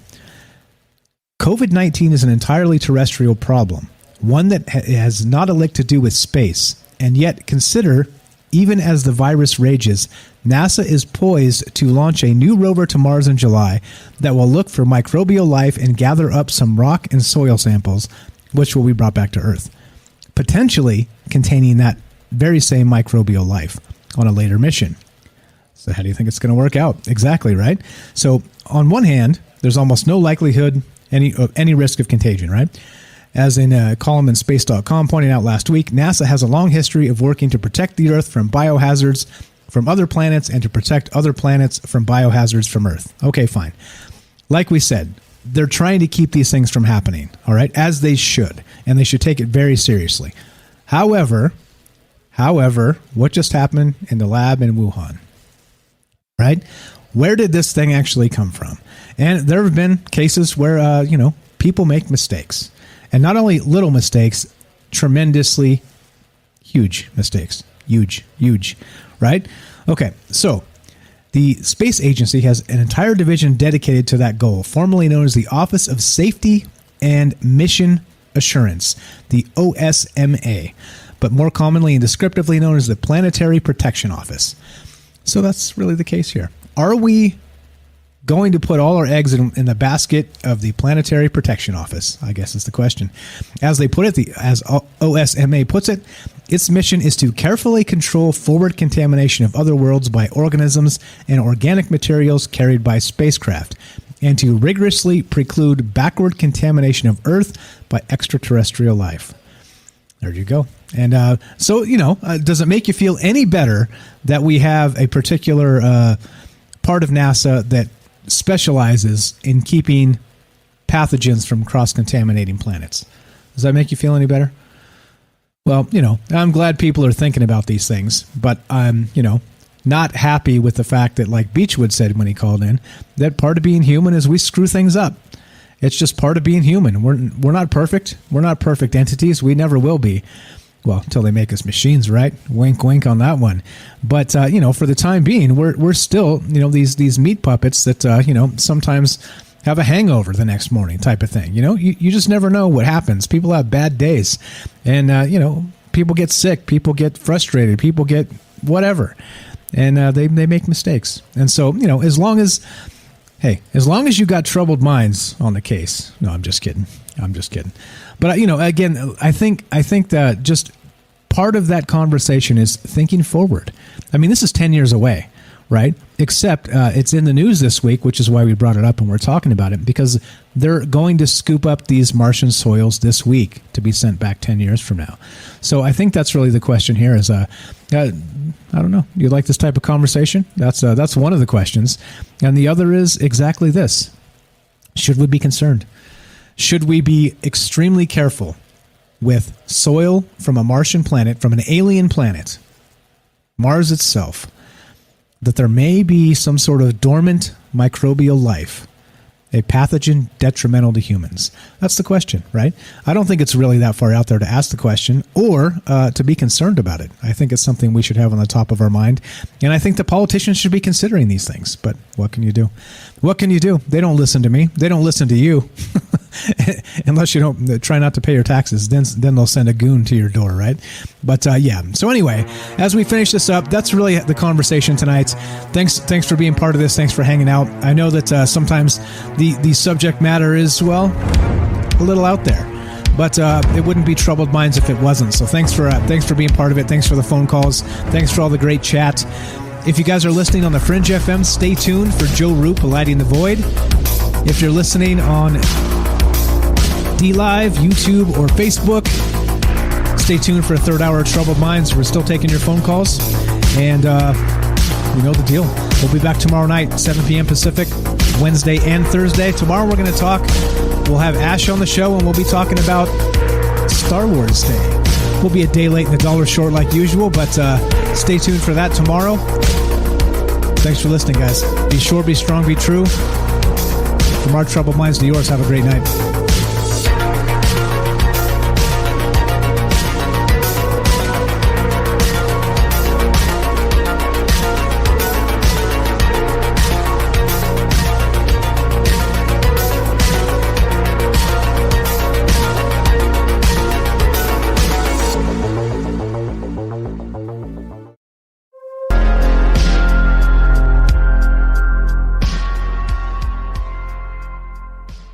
All right, welcome back to Troubled Minds. As I sit down here, okay, so we're still doing our thing. We're talking about this possible pathogen from Mars. Again, some people in the chat give me a little guff. It's okay. I think, like I said, if you're not ahead of the game talking about this stuff and the possibilities, then what are you doing? Then you're reactive and you're just like the rest of our politicians. And, not that I'm a politician or anything, but you get the point. So we're still talking about that. If you want to be part of the show, 702-957-1037. Some scientists have, even respected ones, have decided that it's possible that a lot of our actual diseases that we have here on Earth have come from space. And so not just space, from meteors or comets or things like this in particular are kind of caught up in their tails, right? And as they fly by through the atmosphere or by the atmosphere, the sunspots in 11-year cycles tend to coincide with the flu seasons, and they peak when the sunspots peak. Which would suggest that the actual tail of the comet has these microscopic organisms that kind of float around way up there and then kind of melt and come down when the sunspots peak. And so there we go. That's what we're talking about. And pathogens from Mars, the Opportunity or Perseverance rover, actually, not the Opportunity, the Perseverance rover. There is an Opportunity rover. It's just not the one we're talking about today. Is supposed to scoop up some Martian soil samples and send them back to Earth in 10 years or so. So I think what better time to talk about it than right now when they're ready to scoop these things up and send them back. Is our fate being decided today? Or is this just much ado about nothing? That's the question. So phone number's up, troubledminds.org. You know what to do. Let's go to Jay. Jay in the caller queue on Discord. What's up, Jay? You're on Troubled Minds with Mike. How are you? Great, Mike. How are you? Doing great, man. Doing very well. Thank you. I was just wondering why does it take 10 years to get back? Okay. So I think the craft that's there to bring them back isn't there yet. I think that's what's up.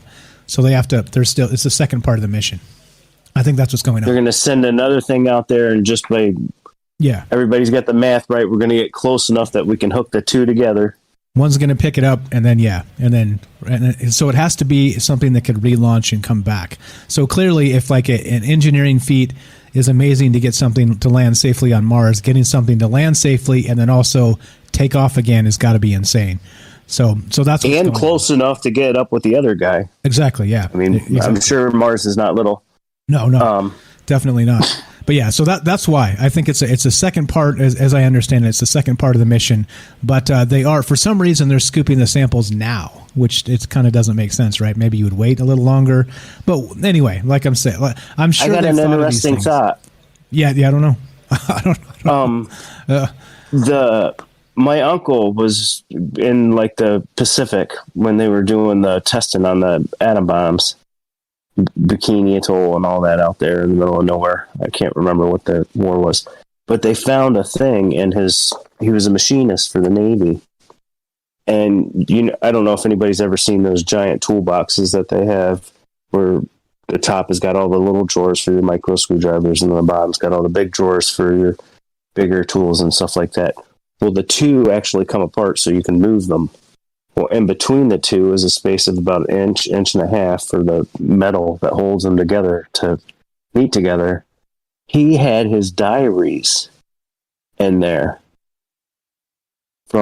they used to go and take soil samples and everything else like that of the islands that they would let off the bombs in, and then they would go back after the fire died down and do it again.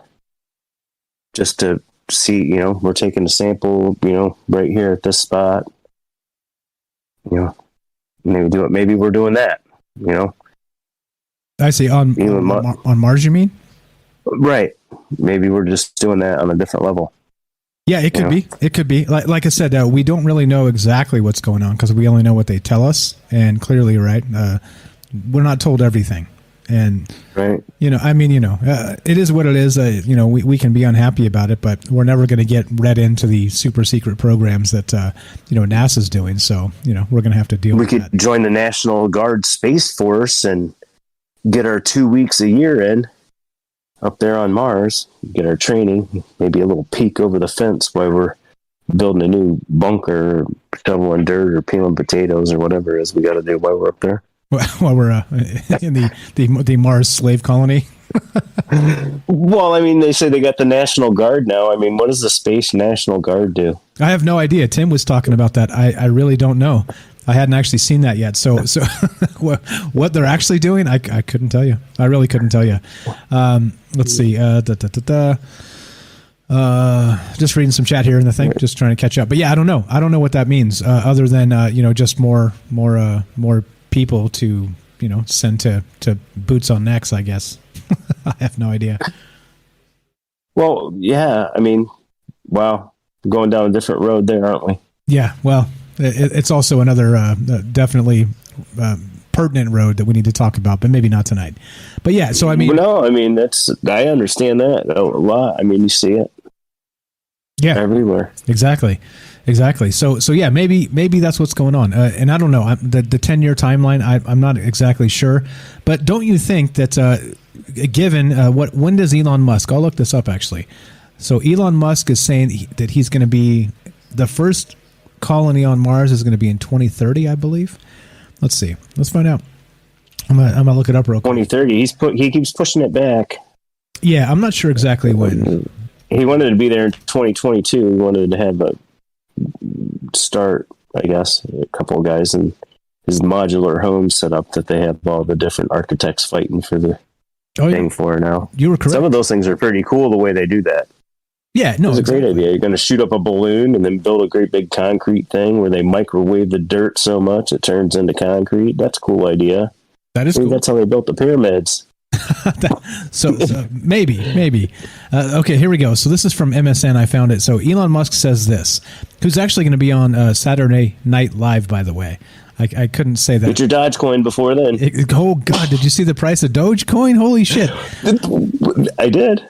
57 cents, I think, before we started tonight. Ended 57 cents. It doesn't end. It's at 64 right now. It's a 24-hour thing. Crap. Yeah, it just keeps going. It's at 64 cents right now. Holy shit. So, okay. Hopefully I got enough. So again, this is not financial advice, but I did hear that one guy, JRNY Crypto, say that he expects that when Doge hits $1, there's going to be a huge sell-off because a lot of the people have been holding for a long time will at that point be wealthy, and so that's when the sell-off is going to come. So he's expecting, and he's an expert clearly, but again, this is not financial advice, etc. This is third party, even from somebody else. But he's saying that when it hits $1, there's going to be a huge sell-off, and he fully expects that to happen. So, but some of those guys are going to make like 75, 80 cents a dollar. You know, turn 15 cents into $1. Yeah, like a good time to sell if you're buying 100 shares a day. Exactly right. Exactly right. So here we go. Back to this real fast. So Elon Musk says this. He would be able to send people to Mars by 2024, but later revise the goal to a later date. So you were correct. So he said now in December, he was highly confident that his company could land humans on Mars by 2026. So they do keep pushing this back. All right. But, he's hopeful. He is hopeful, and he is launching some really cool crap. He is, and they're pressing it. Got it wrong, so what? Let's throw another one up. Exactly. Let's keep doing it. Let's keep trying. And I think that's the best part of this is that, we need people like him. Whether you like him, whether you hate him, he gets a lot of guff from people for, being maybe immature on Twitter or whatever. But I mean, if he's really pressing to go to Mars, God bless the guy. Like we got to get up there at some point. You're going to hate me, so what? I'm on Mars. Hate me all you want. Come up here and talk to me about it. Haters, right? Haters. The Mars haters. You're like, yeah, I'm on the internet on Mars, sucker. All right. So yeah. I mean, so what do you think about this? All this alien pathogen stuff. Do you think there's a reason to be concerned about it, or do you think much ado about nothing? Absolutely, be concerned about it. I mean, we travel now. I mean, people don't even think about it, but if you travel to the Middle East from the United States and stuff like that, South America and stuff like that, they want you to get shots and virus protection and things like that because you're going to a different. Christ's sakes, the conquistadors came over here and wiped out half of South America with smallpox or something. Yeah, absolutely. Now you're talking about going to a different planet, looking for water, and trying to make air, and then breathing it for a little while, and maybe sending somebody back who sneezes on the wrong guy. Yeah, exactly.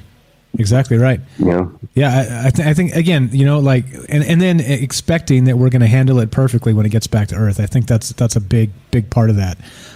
So I don't know. What's up? Jag Ace on just joined the Discord as well. Said that I am a researcher and have dumped a lot of archives on my page. I really could do with some help sorting out what is real and what is not. And link to Facebook page Jag Ace, JAGACE. UFO collection, so in the community there. So if you guys want to check that out, I don't know who this guy is, but what's up, Jag Ace? Thanks for showing up. Yeah, I don't know. I have no idea.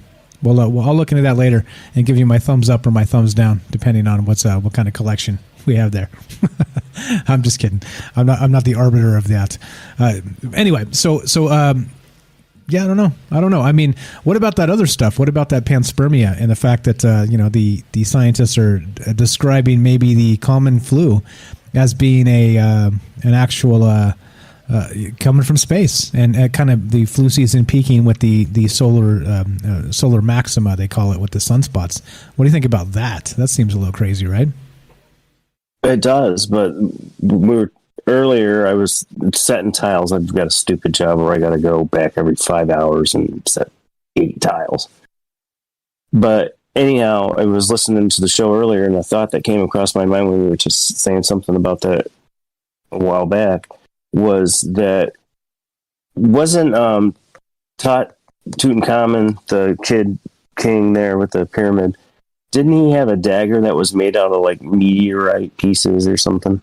Metal from a meteorite. He did. Well, could there possibly have been something on that raw material that when they burn it off to make it into the thing that helped out with all of the diseases that, when they opened up the pyramids, there was a bunch of people got sick. Yeah. Because, there's just old dead stuff laying around in there. Yeah, that was King Tut's tomb, actually. The Curse of the Pharaoh, they call that. So, yeah, I don't know. I mean, with that, I don't know. I don't think it's related there. But they did revere, meteorites as jewelry and these sorts of things because they realized they were literally not of this earth and very extremely rare. So, yeah, I mean, that's a good point. We've had this stuff raining down forever, but it gets burnt off in the atmosphere, right? You can't expect, living things to survive that. Didn't they find something? And it was like Greenland or something, I think, maybe. They found where a meteor hit, hundreds or millions of years ago, or however long it was completely buried under the glaciers. But now that it was getting to the point that they could get in there, and there was stuff that microorganisms that were growing in, the permafrost, growing in the permafrost. Yeah, the extremophiles. Yeah, they were, making it in there, and they had no idea, nothing like anything else on the planet, The little bears, where the hell those things come from? Yeah, the extremophiles, the water bears, the tardigrades, right? Yeah. I can't ever think of the name. I call them water bears because comes off the tongue easier. But yeah, the tardigrades. It kind of looks like a little bear, Yeah, with like 6 or 8 legs or whatever. Electron microscope. Yeah, and so they actually put those. They're on the moon now. So the Bereshit lander from Israel actually crashed into the moon with a bunch of the water bears on it, the tardigrades. So now currently, tardigrades are presumably on the moon, and who knows if they're surviving? They might be dormant until whatever happens. But yeah, they're there. They're there. So yeah, good stuff. Good night, guys. I see you guys that are checking out. Thanks for hanging out with us. What else? While we got you on the phone here, we got Kelly right behind you. So no hurry, my friend. But anything else while we got you on? No, I was just thinking about the stuff. I mean, all of it seems plausible. There's no way that you cannot. It's possible. Yeah, why would you keep it there? People that go to Mars aren't going to be able to come back. Let's really be realistic about that. No, of course. Their gravity is like 6.67 or whatever it is. It's like way less than ours. And your body's going to change. Exactly. You're going to be there for at least a couple years, so you're really going to change. Exactly. And if you make a couple years. Yep. You're correct. You're correct. And so, like, Elon has even said that he expects when people go there, it's a one-way trip. You're not going to be able to vacation on Mars and come back. At least not yet, right? I mean, we're still the Total Recall. If you guys remember that movie, Domes on Mars, and vacations. Yeah, that's a long way away yet. So. Yeah, it's going to be a one-way trip. If you go to Mars, you're probably going to die there. And that's, again, horrifying and inspiring and all the things all at once. Yeah, cool, though, kind of. I mean, hopefully we get to see it, It'd be neat to see, half a dozen guys end up there with their little robots and stuff like that and start building a city and be like, who's coming? Exactly. We made it. Exactly. Yeah. And like you said, it's speculation, of course. It may be a unnecessary concern on my part, but at least we're not talking about the crap they're talking about on Fox any News of the and others. CNN. Yeah. Those assholes just can't. They just can't help themselves. They just propagandize everything. It's disgusting. But yeah. So anyway, it's not good for your brain, man. No, hell no. Constantly focus on those same 5 stories like you say in the news show. It's not good for your brain. No. It's just focus, it's just great to have a conversation about something different. Look at something different. Exactly. And you're a great job of doing that. The people that call in do a great job of doing it too, Thank you. Take our little shots here and there, but hey, man, it is what it is. It's okay. All right, so I have an article here sent in by Robert on Facebook from CNN. Melting glacier reveals World War I cave shelter and artifacts. So good stuff there. I'm going to share this and put it up on the screen. But yeah, good stuff, man. So I appreciate the call. We're going to do more tomorrow. We'll have Ash on. We're going to do a little bit more of a fun show and drink some maybe juice because that's what we do, right? So thanks again for the call, Jay. You're the best. Anything else while we got you on? No, have a great night, Mike. Fantastic show after fantastic show. Thank you, my friend. I did get your review on iTunes, so thank you for that. That's cool. I don't know how to do that Twitch thing. What's up with the little points and everything else? It's like I send you 60 something. Is that costing me money? Yeah. So it should bill you. So I think if you send points on Twitch, it's like cash money. So check it out. I think it's like. Is that good for you? Yeah. Of course, it sends me money, but I mean, just make sure. Is it better the other way? No. I'll outline how all that works and put it in Discord so everybody knows. Thanks, I'm not man. exactly sure myself, so I'll look into that and let you know. I appreciate it, Jay. You were the best, my friend. All right, have a good night, Mike. Thanks, man. You too. Talk to you soon. Bye. All right, there you go. So that was Jay from New York, and we're just talking about this weird stuff. Should we be concerned about this Martian pathogen that's possibly up there or possibly not? I guess it's up to you to decide. So let's go to Kelly. Kelly in Colorado. You're on Trouble Minds with Mike. How are you, my friend? And happy birthday. Calling in on your birthday, man. The soldier. You don't miss a day. Hey, how's it going, man? And Pretty good. Appreciate it. Pretty Thanks good, a man. lot.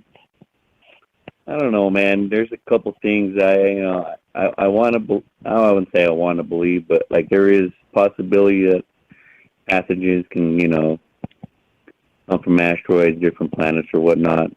But I don't know about so-called dust from like a passing comet or whatever. That's kind of reaching for me. The only reason why I say that is because those things would have to be pretty.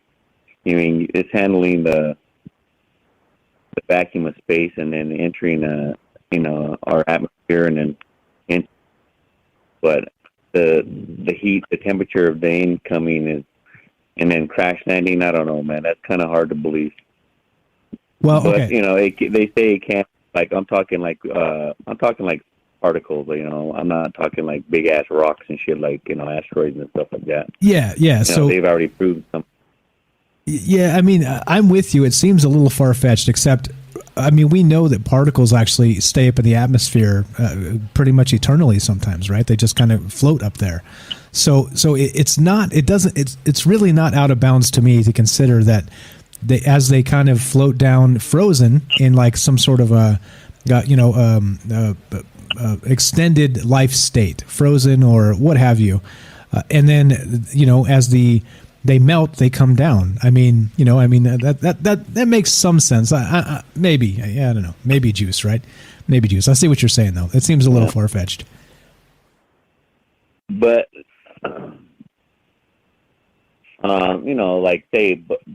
something from like an asteroid that's more believable. You know what I mean? From on that standpoint, because they have bacteria that they've tested on these type of asteroids or whatnot. They believe to be asteroids anyway. But because I'm not. There's some pretty extreme stuff here on planet Earth. Because that be able to survive everything. I don't know if there's this thing called a Hydra. I don't know if you ever heard of it, but it has ability for non-senescence, which is it's more meaning of like biological immortality is what it is. So it's more like pure stem cells. It could, like if you was to cut in half, the body would grow a head and the head would grow a body. It's a pretty incredible little animal. Or I wouldn't say animal, it's a little creature, but yeah, it's pretty amazing. So stuff like that is not, in the realm of possibilities, and it can happen. But as for things falling out of the sky, that for me, like when they, that thing that you were reading about, the stars, what I mean? That's, I mean, come on, man, that's something else. For me, yeah, how I take it as if it's falling from the sky, it's being sprayed on us. And the reason why I say that is because the Army and Navy, or the Army, Navy, and CIA, as they have all been busted, and you can find it, research that too. It's biological warfare on its own citizens. They had CIA was been busted with releasing whooping cough virus on Tampa Bay.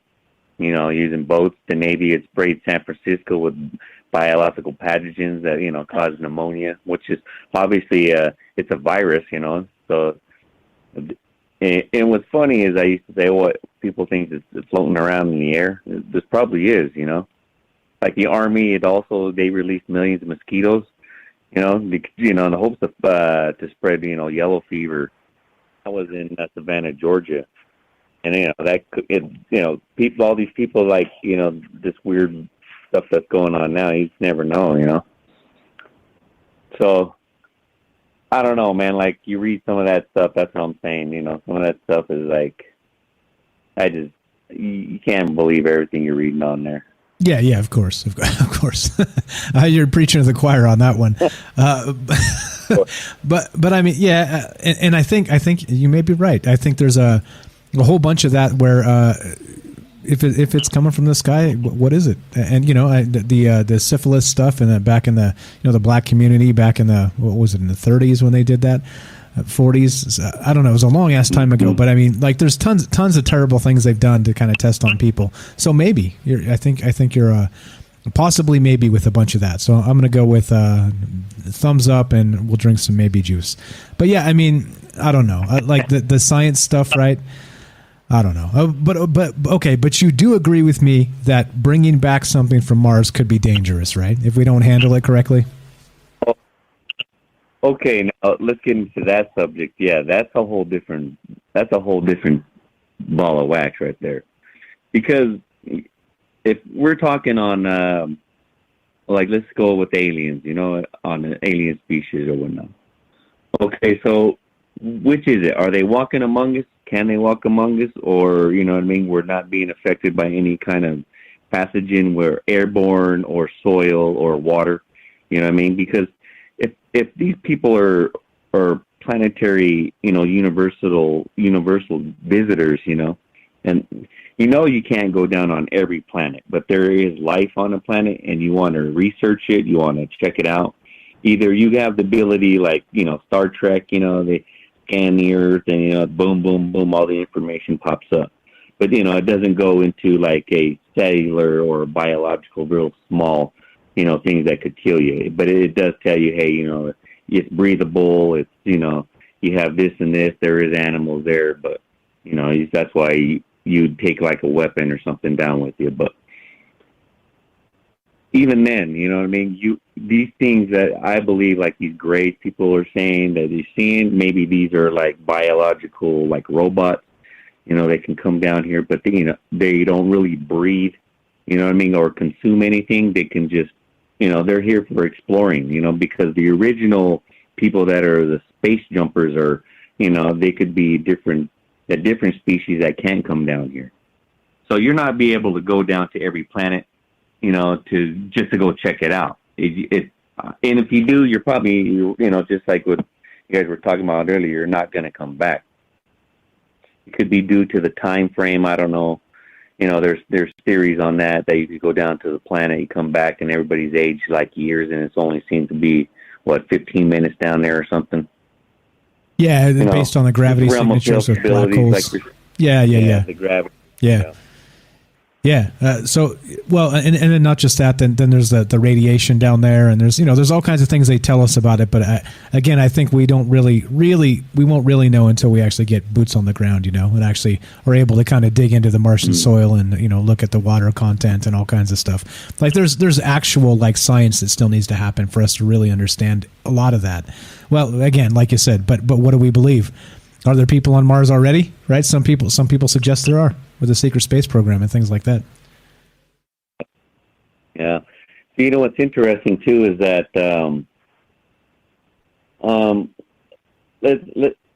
let's say but let's go back to the thing. I do agree with you that to bring in anything back, if they do, they should leave it in either in space, like at the space station as a laboratory or something, or just leave it there on the planet. Because why would you want to bring it here anyway? That's just too dangerous. But I'm pretty sure some crazy-minded scientist wants to see what kind of chemicals they can, bring up as a weapon or something. There's some freaks like that out there. But yeah. But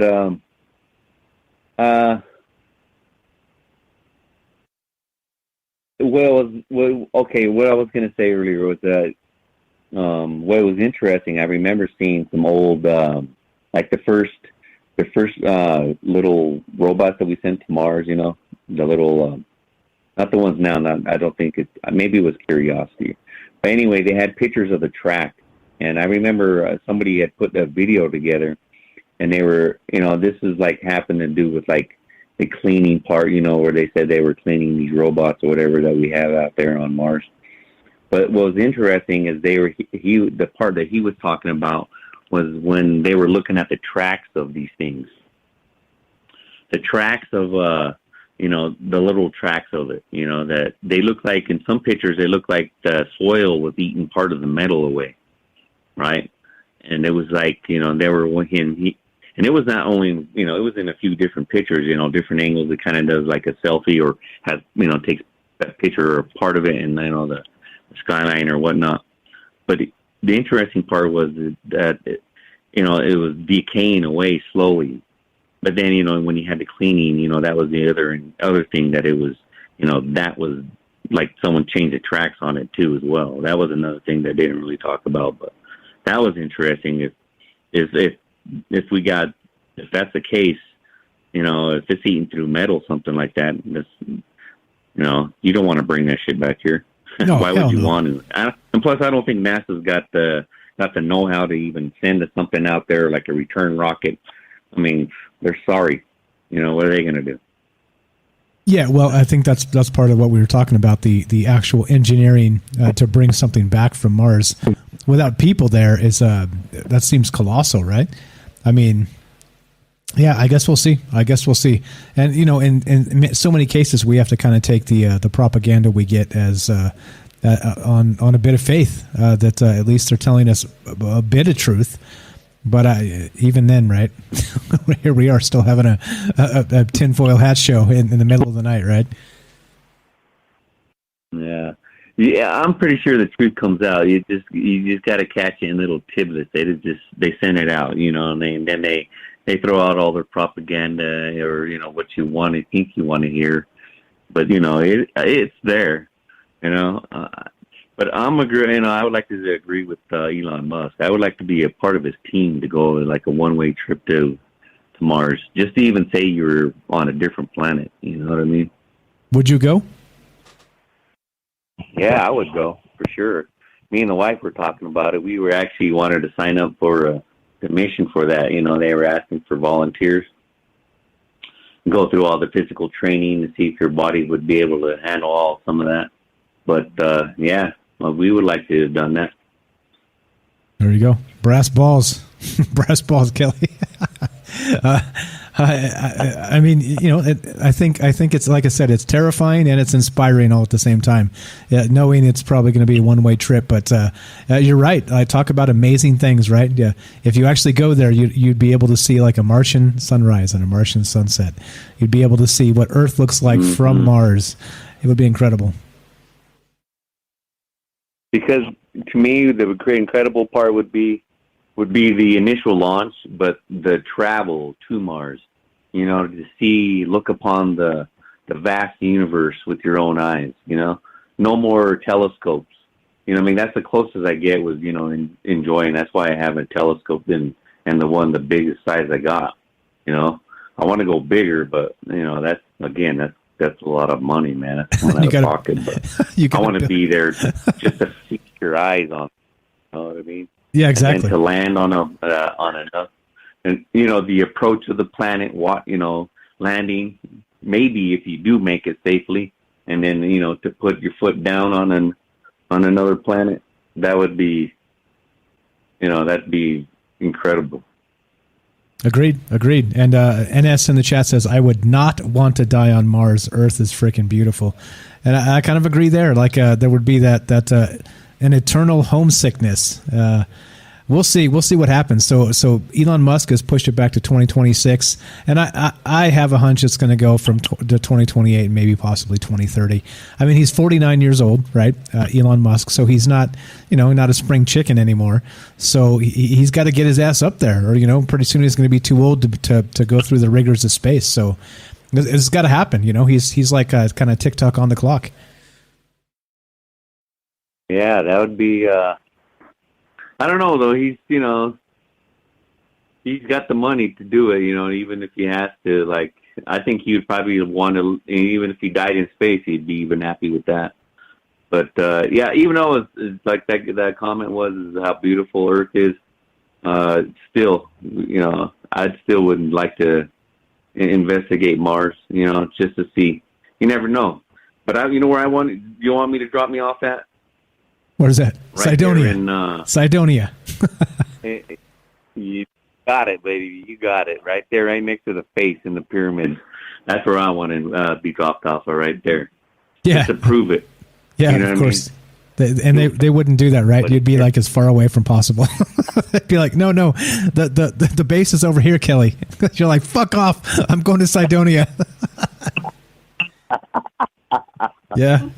Exactly. I got to know. Yeah. I got to know. Yeah, exactly. I agree. Lots of compelling stuff up there. Again, thanks for the call. Anything else while we got you on? And happy birthday again. I'm sure you're 29 years old again, right? Yeah, 21 again, man. Nice. Spring chicken. Spring chicken. Man. We're coming back from the ashes. Yeah. I appreciate the call. I'm not rushing you off. Anything else while we got you on? No, man. That's it. I just wanted to give my little tidbit on it. But one thing too. I was like, real quick. I was just saying, they say they live, they walk among us, and then you have the story of Valiant Thor, and he was supposed to be from Venus, right? And they're actually, he says, that they're not carbon based, they're silicon based, but yet he would still be able to survive the rigors of our planet. So maybe we can survive on planets that are in our galaxy, in our solar system. That maybe you can do that. I'm just saying, maybe juice. Let's say that because they are the planets in our solar system that maybe, it might affect us and it might, shorten our life or even, lengthen our life. But let's say that you can at least. Let's say that you could, on these planets. But if you was to go out of our galaxy or out of our solar system onto another solar system, you couldn't do it. That's the other thing too. Just there would be the ability to do that would be remarkable as well. Yeah, agreed, 100%. And who knows? We'll see. I think like Tim said when he called in earlier, we live in exciting times, right? And you never know what tomorrow's going to bring, because literally think about that. In our lifetime, we might get the first people on Mars, supposedly. So. Amazing stuff, man. I can't wait to see what happens, and hopefully we don't destroy ourselves before then. Crossing our fingers. All right, brother. Take care, man. Appreciate it, my man. Happy birthday. Thanks again for the call. We'll talk to you soon. That's Kelly from Colorado. Happy birthday! All the happy birthdays in the chat. Thanks, man. Thanks everybody for caring. Thanks Kelly for calling on your birthday, the special day, and thanks for all the great takes there. As always, always great takes. We got Jag Ace in the Shoot the Breeze. I don't know if he wants to come on the show, but let's look at this real quick. So Tim linked this. This is from Politico. This is what he was talking about. Plans for a new Space National Guard close to liftoff, top general says. So Pentagon officials are finalizing recommendations to establish a separate Space National Guard. The nation's top National Guard office told lawmakers, potentially setting up a new cadre of part-time space professionals for the military. General Daniel Hokanson, the chief of the National Guard Bureau, on Tuesday called establishing a Space National Guard, quote, among my most pressing concerns. What the hell is this?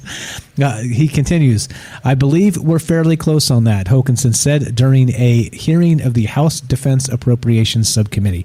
Hokanson told members that the Space Force's top officer, General J. Raymond, and Acting Air Force Secretary John Roth support a two-component construct of an active duty reserve and reserve Space Force along with the Space National Guard.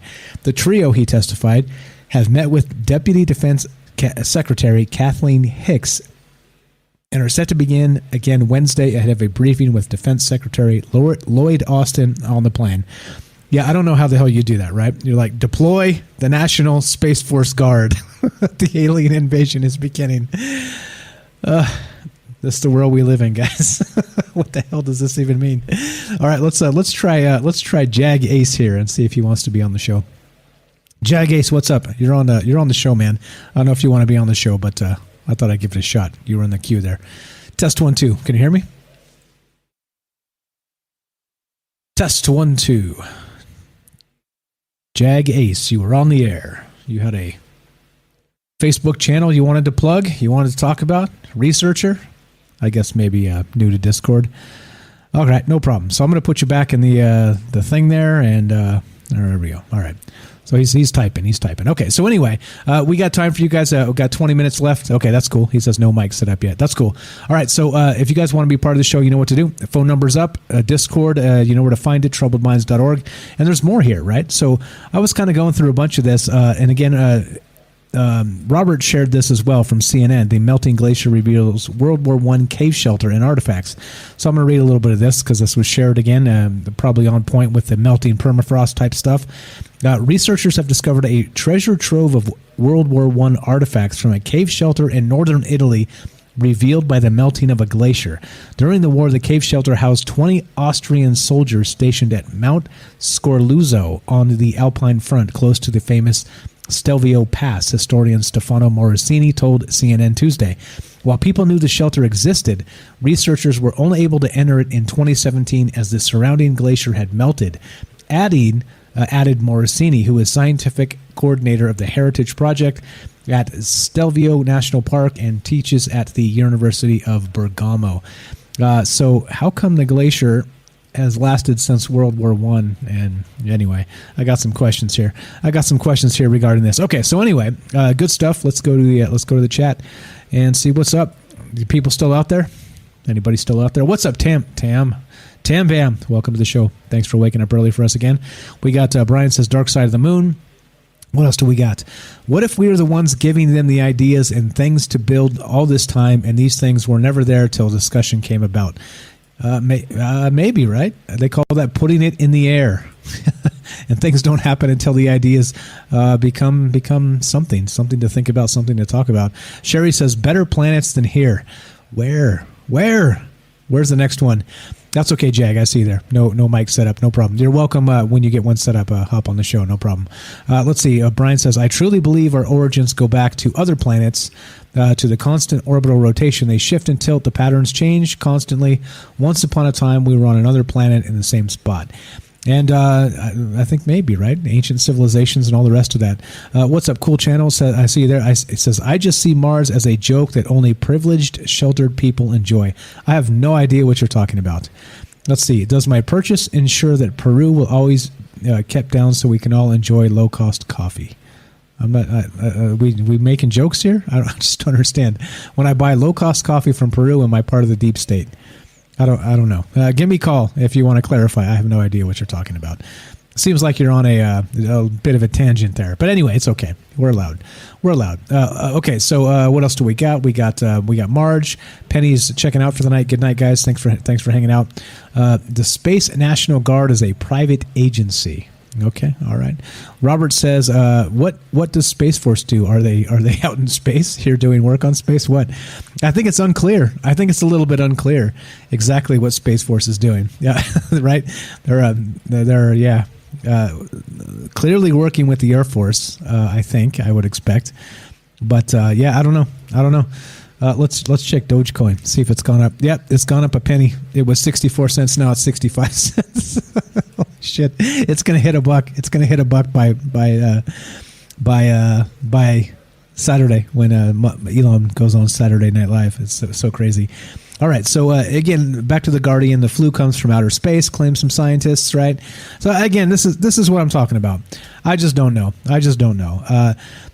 Based on a lot of this stuff like this lithopanspermia. So during the 1830s, Swedish chemist John Jacob Berzelius confirmed that carbon compounds were found in certain meteorites fallen from the heavens. Berzelius' finding contributed to theories propounded by later thinkers, including the physician H.E. Richter and physicist Lord Kelvin. Lord Kelvin declared in 1871, quote, "We must regard it as probable in the highest degree that there are countless seed-bearing meteoric stones moving about through space. If at the present instance no life existed upon this earth, one such stone falling upon it might, by what we blindly call natural causes, lead to its becoming covered with vegetation. Interesting stuff here, right?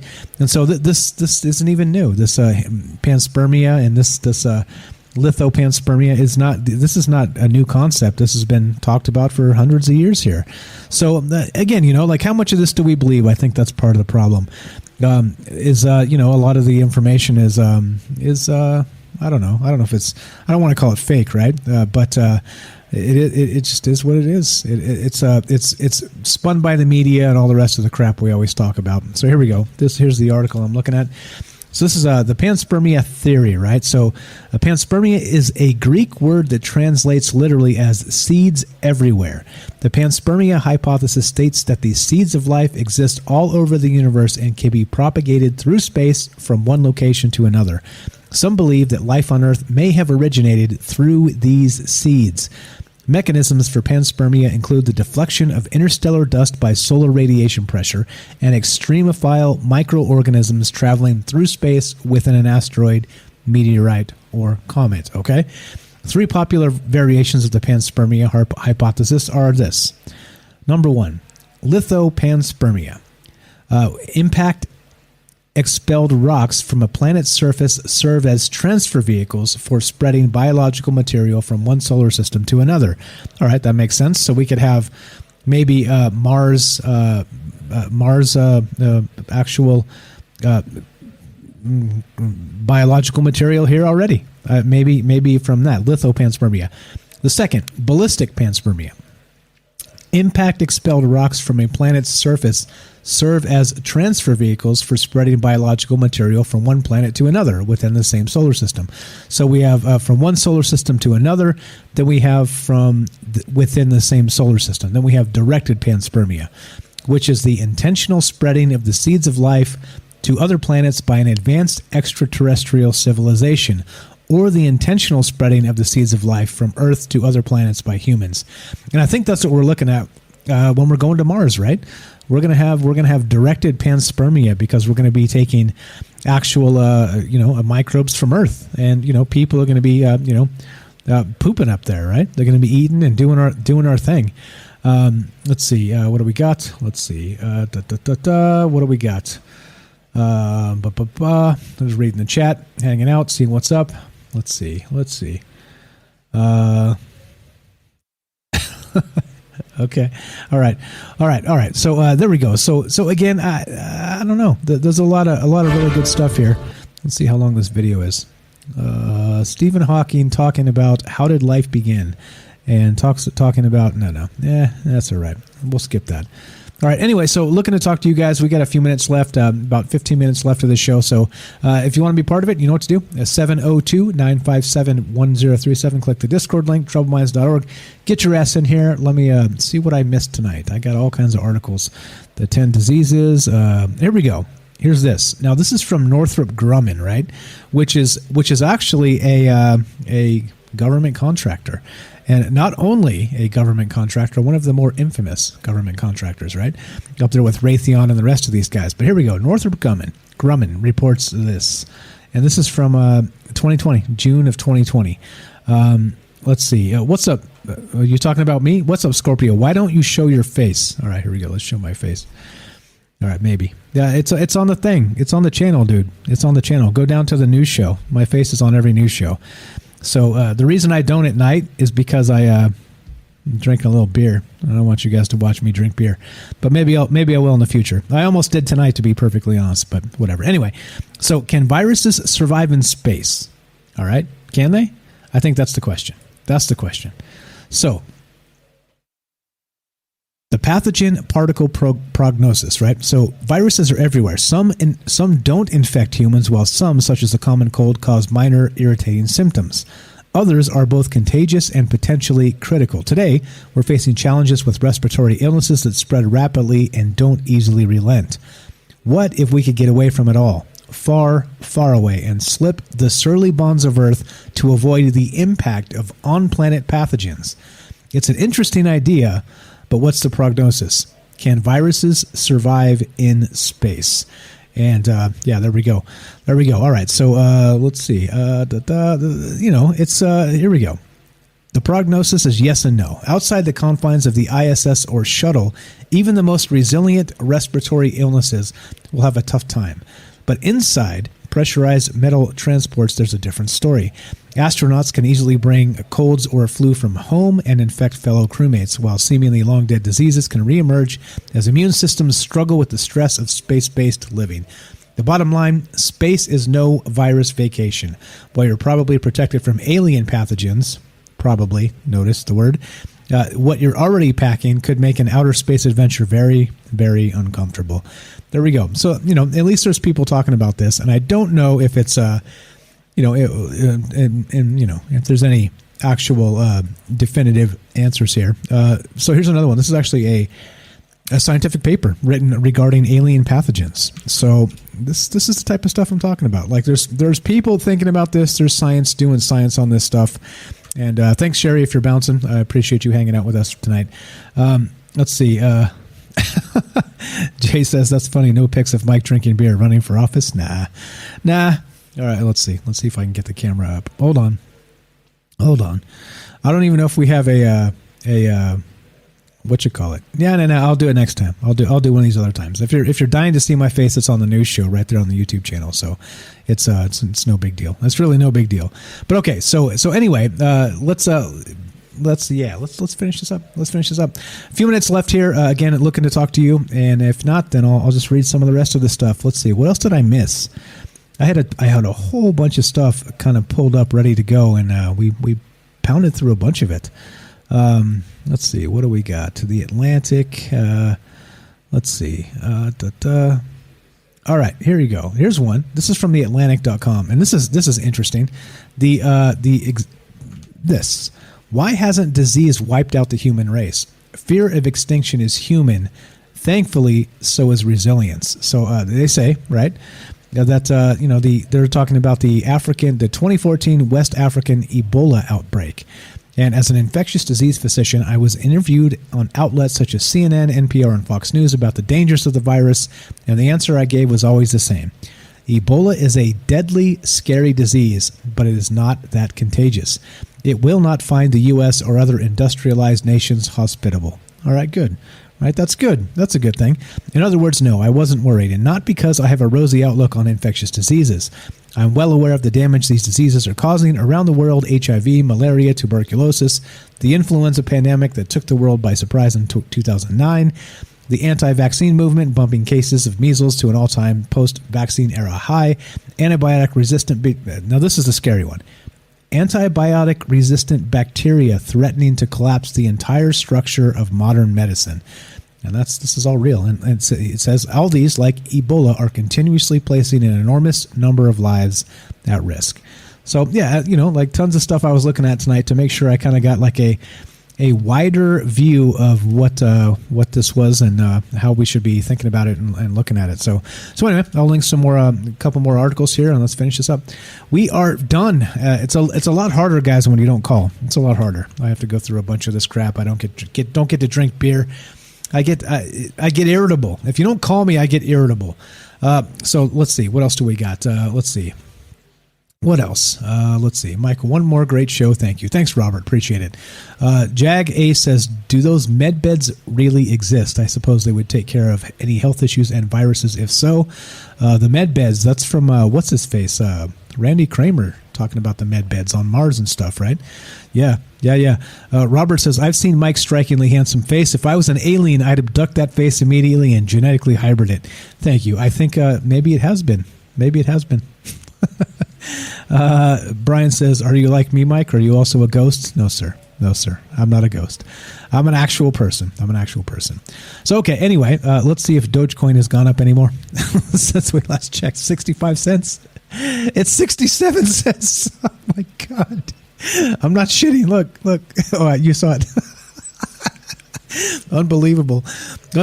It was like 3 cents in January or something like that, right? Or 4 cents in January. Like, unbelievable. This is crazy. Like, the world is going upside down. Oh, Dogecoin. Yeah, okay. All right. Since we started, it's probably gone up like a nickel. My goodness gracious. All right. So are we betting that by Saturday it's going to hit $1.50? What do you think? That's crazy. So Elon Musk is going to be on Saturday Night Live, and he's always talking about, tweeting about Doge. And Doge is at 67 cents currently. Can you freaking believe it? Hold on. I had a timestamp of where it started on the show. I sent it to a friend of mine. I was like, dude, yeah. So at 6:26 p.m., Dogecoin was at 57 cents. 57. That's 6:26 p.m. And now it is 9:56. It's 3 hours later, and Dogecoin has jumped up 10 cents. 57 cents to 60 cents. Oh, God. Okay. All right. In the course of one show, 10 cents Doge up. Crazy. First rule of care, don't give a fuck. What's up, Scorpio? There you go. Let's see. What else do we got? What's up, Tasha? Thanks for showing up tonight. You're just in time for us to finish. What else do we got? Kate says, maybe we are microorganisms. There you go. Right? We're microorganisms to the Cthulhus of the universe. Let's see. What else do we got? What else? Looking at the chat. Yeah, maybe. 67 cents. In the span of one show, 3 hours, we got a whole 10 cents plus on Dogecoin. That's ridiculous. That's absolutely ridiculous. Let's see. Yeah. Robert, exactly. One bad solar flare, bye-bye billions of crypto. And you're totally right. Yeah. So what do you think? What do you guys think? By Saturday, is Dogecoin going to hit $1? I think so. I think I jumped 10 cents in 3 hours. That's crazy. That is absolutely crazy. Robert says this. Just think of one of the labs that has viruses for some reason. Lets them all out. We are done. Shut down the whole world. Yeah. When the one shut down the whole world. I got you. Jag Ace says, it's been many years since I have spoken on air, but I will make my mic set up in the next time I'm here. Yeah, come on. You guys are welcome on the show. Like I said, I get irritated when nobody calls me because then I can't drink beer. And so I'm sitting here with a warm beer in my hand trying to fill dead air. Here, I could always do this. I could always just play some music and just drink some beer. What do you guys think?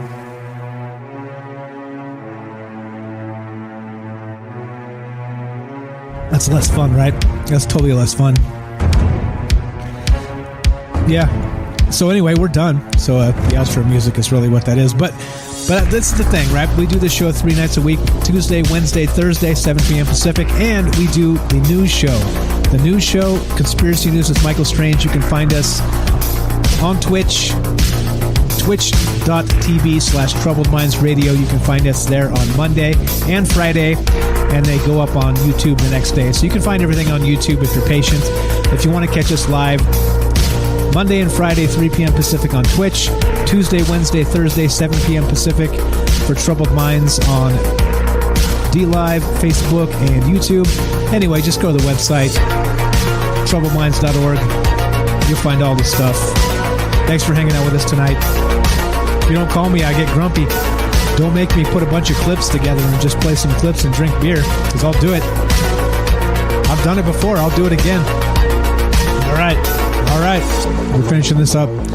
Finishing this sucker up. What's up? We got, let's see. $100 in January would be $2,300 today. So, no? What? What are you talking about? We need another integer to complete that math. All right, so we're done. What's up, Tinfoil? Timothy says, I don't know if the general in charge here is a good enough source. Might not be up to standards. Talking about that Space Force article he linked. What's up, guys? Join the Discord if you have not. Troubledminds.org. Click the Discord link. Come in and say hi. Jag Ace just joined us tonight. Thanks for showing up. Thanks for being here. And we're done.